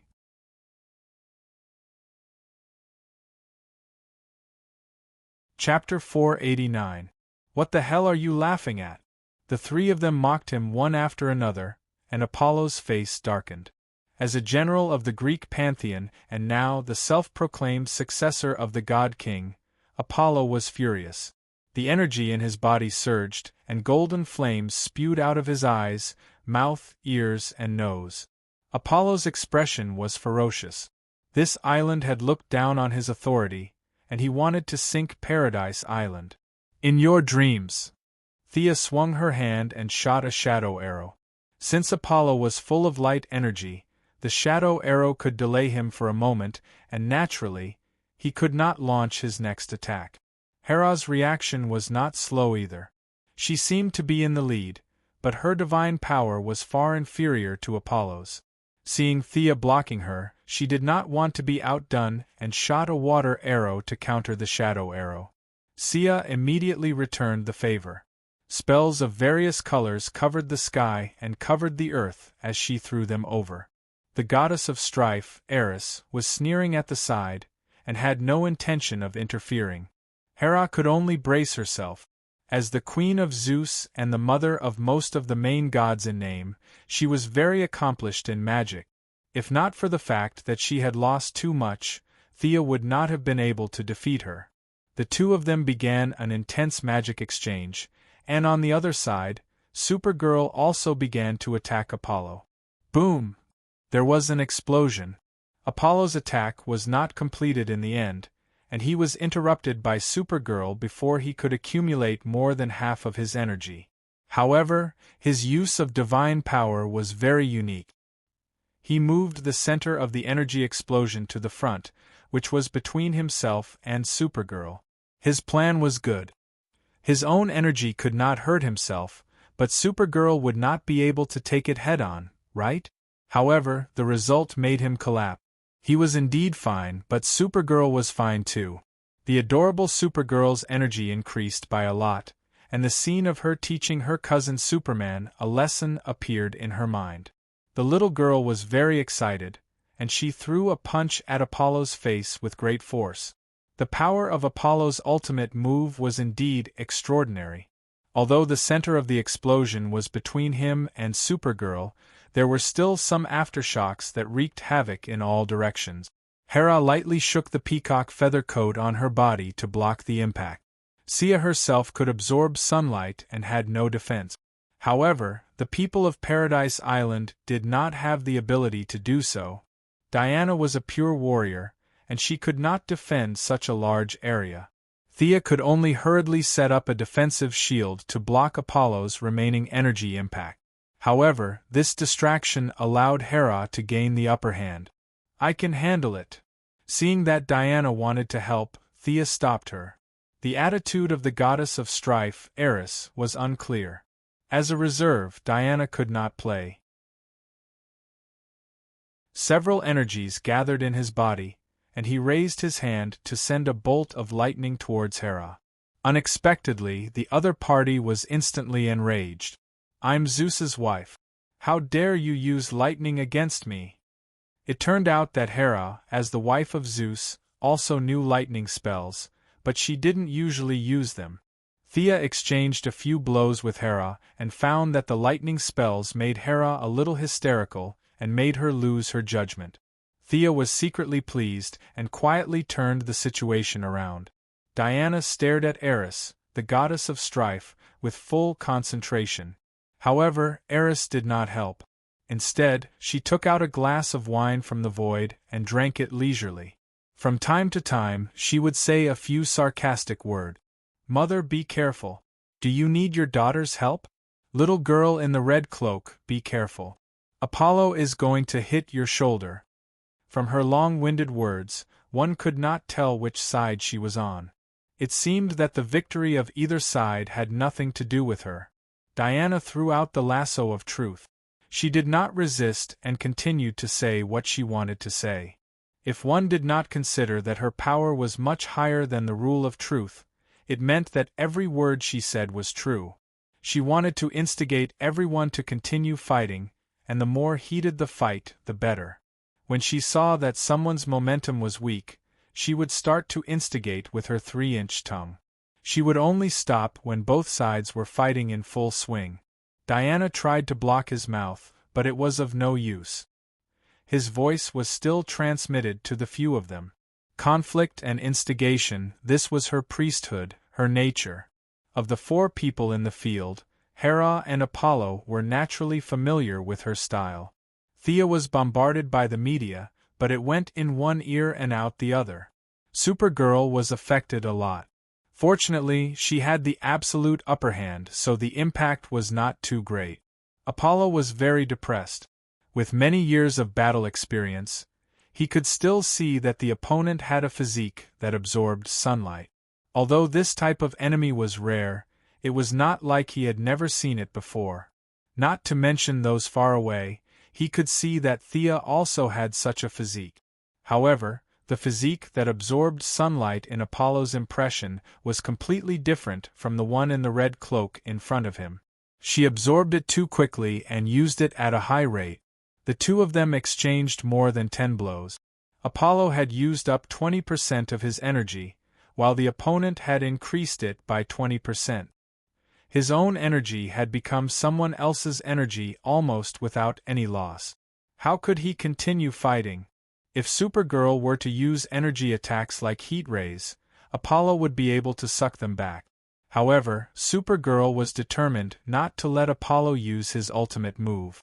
She decided to use physical attacks to fight in close combat, causing Apollo to suffer greatly. He was the sun god. In order to pursue the purity of power, he had also eliminated impurities like Thea.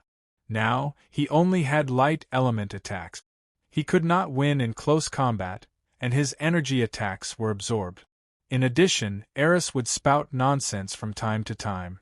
Apollo was so frustrated that he wanted to bang his head against the wall. He wanted to change opponents with Thea. He had seen her physique.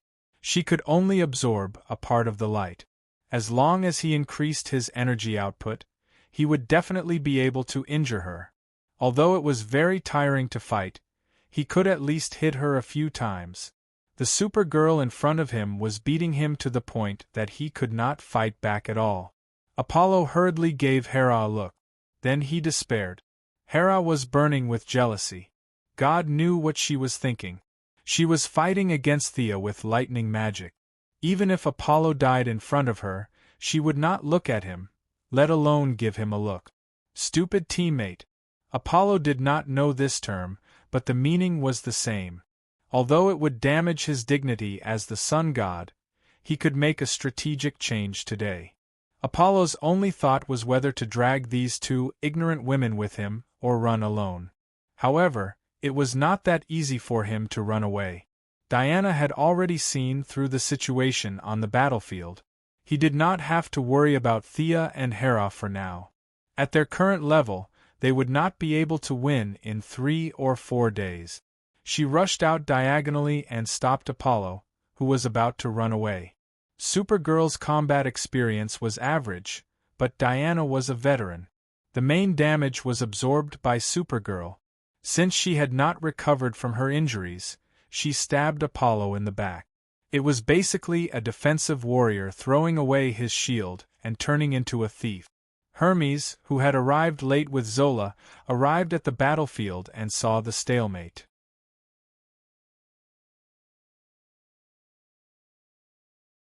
Chapter 490. The sound and light effects of Thea and Hera's magic were dazzling. The whole ground was plowed by their magic. Zora's mouth was wide open. This must be a dream, right? Zola, who had never lived in the metropolis, doubted the authenticity of Superman. Were the two women who could summon lightning, frost, and fire real? She felt that tonight's experience was just a figment of her imagination, a nightmare that wasn't too scary. These people had pulled her here for no reason, and the main reason was that this was her dream. That was why she was here. Hermes didn't care about Zora's thoughts. It was fine as long as she was alive. The change in plan was too big. Hermes's original intention of using Zora to be friends with Diana had been extinguished. He turned to the other side, and his eyes almost popped out. He saw Supergirl and Diana pressing Apollo to the ground and beating him up like a dead dog. Was this the sun god who had fought for tens of thousands of years and was now ambitious enough to inherit the throne? Hermes's power had decreased tremendously, but his vision was still there. He could see that Diana was injured and hadn't even used half of her true power. It was the red-cloaked girl who was beating Apollo up. Was this really a normal person nowadays? She was so fast that even Hermes was surprised. There was no need to talk about her strength. He could tell just by looking at how Apollo was beaten up. Was this young girl going to kill a god? Then she would get his position as the god of speed and directly ascend to the throne? Hermes was having a headache. At this moment, Supergirl punched Apollo in the chest with great force. Apollo spat out a mouthful of golden blood. Thea, who was fighting with Hera, was instantly attracted. God's blood wasn't that easy to obtain. It was useless to her, but it was still effective for the people at home. Apollo's blood attracted Thea, and naturally, it also attracted Hermes in the sky. The sun god, who had been unharmed for tens of thousands of years, was now injured by a human. If this incident was thrown into Homer's epic, it would be several hundred words long. There were very few people in the audience right now, but other than Supergirl, everyone else knew the truth. Apollo was going to die. Hermes felt a toothache. Apollo had spread the word that the eldest son of Zeus would kill one of them and ascend to the throne of God. Now, he had not even seen the shadow of the firstborn, and he, the rumor-monger, was about to die. After much consideration, Hermes decided to overturn his original plan. If the soft approach didn't work, then he would use the hard approach. He only had one chance to use his killing move. Who should he give this chance to? Diana was definitely out of the question. She was needed for the follow-up. There was also no need for a Supergirl. She was purely an ordinary person. Naturally, the only one left was Thea. Hermes did not have a good impression of this unexpected intruder. Furthermore, she was the one who called the Supergirl who wanted to kill Apollo. Hermes made up his mind. Looking at Hera, who was entangled with Thea, Hermes sneered in his heart. "You guys can have fun." He took out a feather from the void. This was one of the tricks he had left behind when he was at his peak. The power of the feather represented the highest level of the god of speed and thieves. He pinched the feather with 2 fingers on his right hand and threw it at the center of the battle between Thea and Hera. This was a reverse transmission magic circle. The principle was not complicated. The feather stuck on the ground would connect the ground and the underworld. As for the people on the ground, they would naturally enter the underworld directly. At first, Hermes only wanted to replace Sia, but when he thought of Hades's instructions, he did not feel guilty at all and took Hera in as well. Once he made a move, all his previous disguises would be useless. Without hesitation, he grabbed Zola, who still wanted to watch the show, and directly activated the divine staff to teleport away. His feather was as light as a gust of wind. It was inserted vertically in the middle of Thea and Hera's battlefield. Because it was not aimed at the two but at the ground, neither of them sensed it. When the transmission began, Thea was shocked. What was that? Hermes, don't you dare! Hera shouted loudly, but the transmission was so fast that both of them were one step too late. The ground within a radius of 100 meters, and the two of them were instantly transferred to the other side. Thea only heard Diana's shout before the transmission began. Seeing that Hera had wrapped herself up tightly with the peacock cloak, Thea also took out the light ring, conjured a big house, and went in. It was the first time that Hera had seen such a strange trick. After hesitating for a moment, she wrapped herself into a ball with the peacock cloak and squatted on the ground. Seeing that Thea did not close the door, Hera also went in shyly. What trick is Hermes using?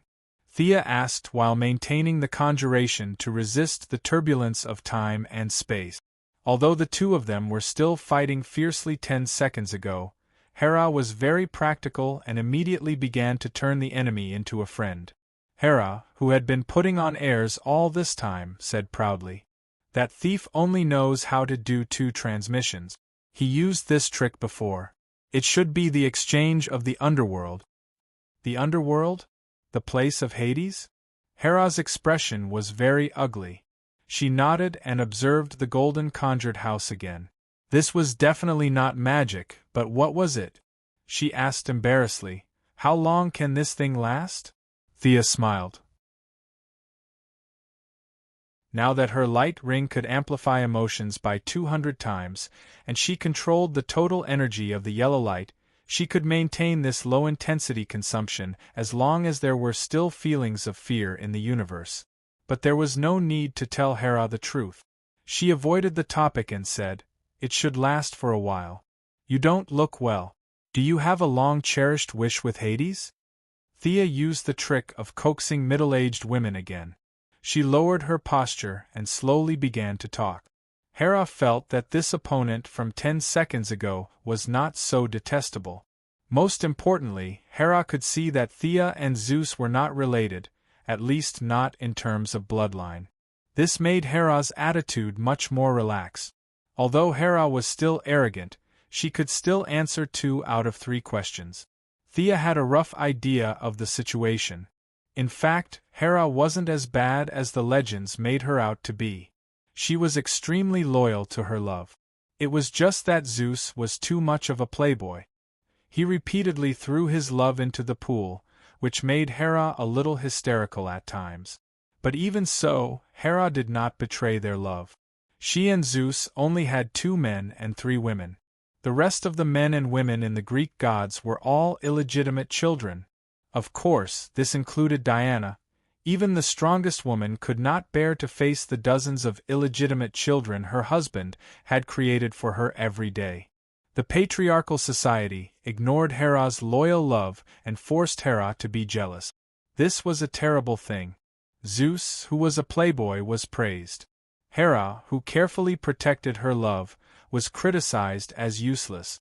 Hera, who was proud, did not bother to explain.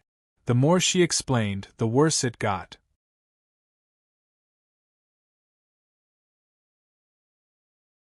Chapter 491. Thea could only say that every hateful person had a pitiful side to them. Zeus, who was full of love, was largely responsible for Hera's current state of disgrace. She didn't even need to put herself in Hera's shoes. Any woman with a clear mind would have done 10 times or even 100 times worse than Zeus. She sighed and comforted Zeus, and the two of them tacitly raised their relationship to neutral. With a slight tremor, the vibrations around the house stopped, and the two of them landed on the underworld. "We seem to have arrived. Do you have a way to go back?" Thea put away her light ring. She was still wearing her casual outfit of a red windbreaker, black pants, and long boot. She put her hands in her pockets and looked around solemnly. She didn't know how to use her teleportation spell in this godforsaken place. Even the basic rules of teleportation were different from those on Earth. Thea only tried twice, and layers of obscure energy blocked her spatial positioning. "This is Hades's place. I've never been here before, Hera said vaguely. Thea had been trying to get information out of her, so she had a rough understanding of their relationship. Hera was in a very cliché position when it came to the appointment of the God King. Even though Thea felt that the position of the God King was most likely a trap set by Zeus, the remaining gods of the Greek pantheon had to get Hera's approval if they wanted to be the God King. The juniors had to make some deals with Hera if they wanted to be recognized. For example, the arrogant Apollo was willing to be Hera's bodyguard for once because of this reason. As Zeus's brother Hades, the emperor of the sea, didn't have to go through so much trouble. They wanted to marry Hera directly, but the Queen of the Sea would definitely not agree. This was the crux of the conflict between the two sides. Hera was usually cooped up in Mount Olympus, so it was fine if she didn't want to. But now that she was tricked by Hermes, the two of them were in the underworld, so it was a little awkward. Seeing that Hera was helpless, Thea shrank her neck again. It was too cold here. The sky was gray, and so was the ground. There was a bone-piercing chill in the air. This place was not like the natural environment where it was a few dozen degrees below zero. It was literally cold, and it was indifferent to all life. It wasn't that there wasn't a way to go back. At the very least, Zeus' lightning arrow would definitely allow her to go back. If even time could travel, the small space barrier in front of her wouldn't be a problem. However, considering Hera's emotions, she decided to use another method. That was to use force. Using the prayers of all living beings to teleport the two of them back would consume an astronomical amount of prayers. Thea still wanted to hook up with the Origin, so she didn't want to waste her prayers here. Her plan was to modify the laws of space in a short period of time and teleport them back. Just as she was about to take action, she saw that the previously silent and gloomy space seemed to have received some kind of command, and this space was slowly coming to life. The gray clouds in the sky were gradually approaching. Upon closer inspection, they were not clouds at all. They were the skeletons of countless birds. Some of them were already badly damaged, and some of them could still be seen. Compared to the silently approaching skeletal birds, the abnormalities on the ground were more shocking. On the surrounding walls and between the rocks, there were countless filthy corpses crawling out. The ground under their feet also had countless human hands and rotting heads. There were men and women, old and young. From the eyes of the corpses, one could see only hatred. Hatred for the world, hatred for the living. Ouch! Thea looked at the scene and felt a little depressed. The things in front of them could frighten a mortal, but for her and Hera, it was just a matter of a few fireballs. The only thing to note was that Thea had a slight obsession with cleanliness. Facing the wall full of corpses, the filthy environment, coupled with the thick smell of countless corpses, made her cover her nose. Hera, who was presented with a luxurious and elegant image, was also uncomfortable. She wrinkled her nose, squinted her eyes, and choked on the smell. What made the two of them look sideways was that countless corpses began to crazily gather again. Large masses of flesh and blood were forcefully mixed together, and countless extravasated blood was squeezed out. The gray ground was covered with a thick and dense layer of dark blood. Such a heavy taste made Thea grit her teeth. The mass of flesh and blood didn't care whether she was disgusted or not, and forcibly turned into a giant face that was dozens of meters tall. The face's outline could be seen vaguely, and the mouth opened, and a muddy voice slowly came out. "Hera, are you here to be my bride?" Realizing that Hera was ignoring her, Thea, who was about to pull out the peerless holy sword, stopped. Her friendship with Hera could only be described as an enemy, and was far from being friends. There was no need to stand up for Hera. As it turned out, Hera didn't intend to let Thea stand up for her. She was silent, and in an instant, her body became 50 meters tall, looking at Hades's giant face that was made of flesh and blood of the dead. Thea gave Hera a thumbs up. This move was really good, and the ability to attract hatred had reached the maximum level. After Hera became bigger, no one paid attention to a small character like her. This move had no other use except for being cool. Enlarging the body would make it easier for the opponent to attack, and it would reduce Hera's agility. At the same time, the consumption of divine power per unit of time began to increase. Thea casually looked at it and found a basket of problems, but no one paid attention to her, so she was naturally happy to watch the show. The environment in front of her was just a little dirty and smelly. "Open your dirty door and let us leave."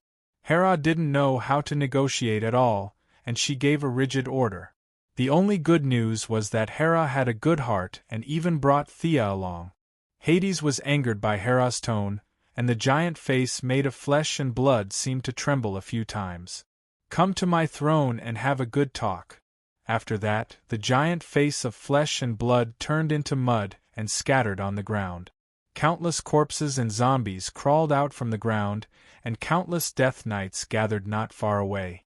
Giants that had lost their minds, and monsters that had been killed in myths and legends appeared one after another. The sea of dead covered a radius of hundreds of miles, and a small path that was as wide as two people suddenly appeared. This should be the path that led to Hades's throne. "Are you really going to go there?" Thea pulled Hera, who had turned back to her normal size and was about to walk in. "You have a way?" Hera looked at her curiously. Thea roughly explained her idea, and Hera shook her head after hearing it. "Time is too tight. They won't give us much time to prepare." Thea also admitted this. Once she focused on rewriting the rules, it would take at least 2 to 3 minutes. During this time, Hera would need to fend off the monsters outside. First, there was the issue of trust. Hera was not Diana, and she would not risk her life to protect Thea.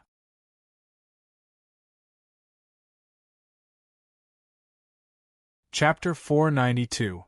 Thea wouldn't put her safety in the hands of someone who was her enemy just a few minutes ago. She wasn't that careless. Besides, even if Hera was trustworthy, she wouldn't be able to fend off the densely packed monsters around her. Some of them looked strange and didn't look easy to deal with. Thea only took a few glances. There were a few that had been recorded in myth. There was the legendary Ahrimanni who competed with Athena in weaving, and now had a woman's upper body and a spider's lower body. There was also the weird-looking two-headed lizard that claimed to be able to cure rheumatism. This thing didn't have 2 heads in the traditional sense, but one in the front and one in the back. There were also the eyeless Medusa and the 3-headed hellhound that was missing 2 heads. Thea was dazzled by all the things she knew and didn't know. As for killing their way out and finding a secluded place to slowly study the spatial coordinates, this was unrealistic. The entire underworld was Hades' territory. As long as they were still in this world, Hades would be able to catch up with them. If they wanted to rely on the 2 of them to kill all the monsters in the underworld, this was extremely difficult. "Hey, how's your skill? I'll attract Hades' attention in a while, and you take down one of the candles on his head. We'll be able to leave the underworld smoothly." They couldn't run for the time being, and they weren't in a hurry to fight. They could only walk slowly along the path that the other party had left behind. After walking for a short distance, Hera finally came up with a plan. Thea definitely couldn't brag that she was one of the current generation's grandmasters of combat and that she was proficient in both magic and martial arts. As for how Hades's candle would be used, whether it would directly open a gate or a teleportation point somewhere, Hera wasn't sure either. After all, no one had ever done something like this before. Hera only knew this information because Zeus had told her back then. The 2 constantly revised their plan on the road. There was nothing much to say. The more detailed the plan, the easier it was to make mistakes. Just look at how Hermes had continuously used the trick of sowing discord. The 2 of them didn't walk far before they entered a city. It was an ancient city made of bricks and stones. The roads were neatly repaired, but there were no waves of living people. There were no flowers in the nearby flower beds, and there was no water in the distant fountain. It was so quiet and empty that only their footsteps could be heard. Thea felt that the air here was so heavy that she couldn't breathe. The holy sword in her body kept rumbling, as if it wanted her to leave this place as soon as possible. Calm down, little girl. Hera thought she was a little nervous. Thea did not say anything. She tried her best to suppress the holy sword so that it would not jump out on its own. This was her current job. The holy sword hated this place very much. Thea could only coax it so that it would not jump out and start a massacre. Although the journey was long, there was always an end.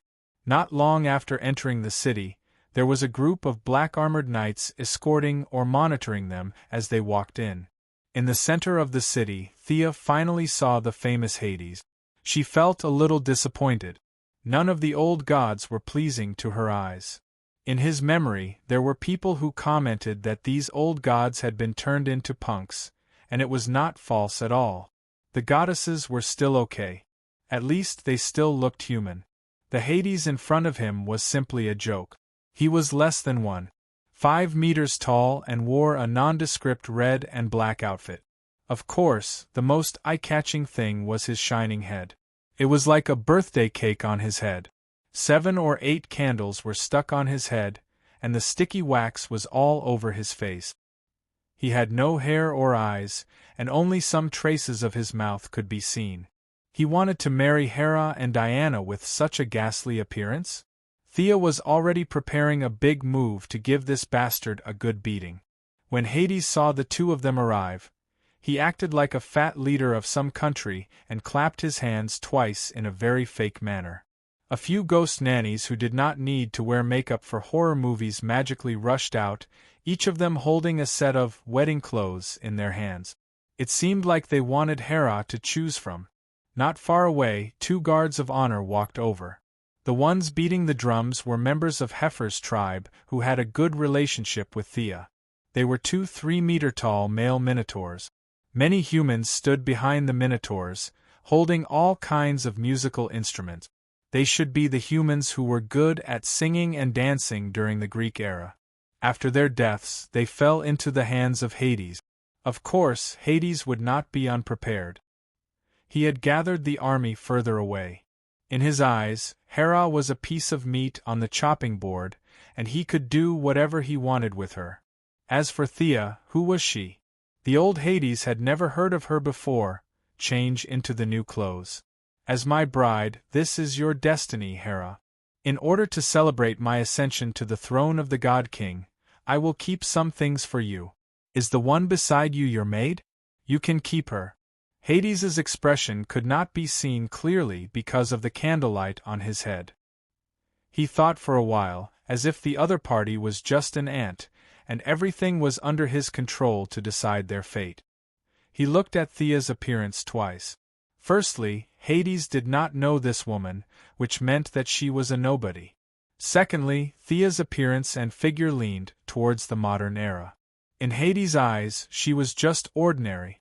This was the difference between ancient and modern aesthetic. Nowadays, it was difficult to distinguish between Thea and Diana's appearance.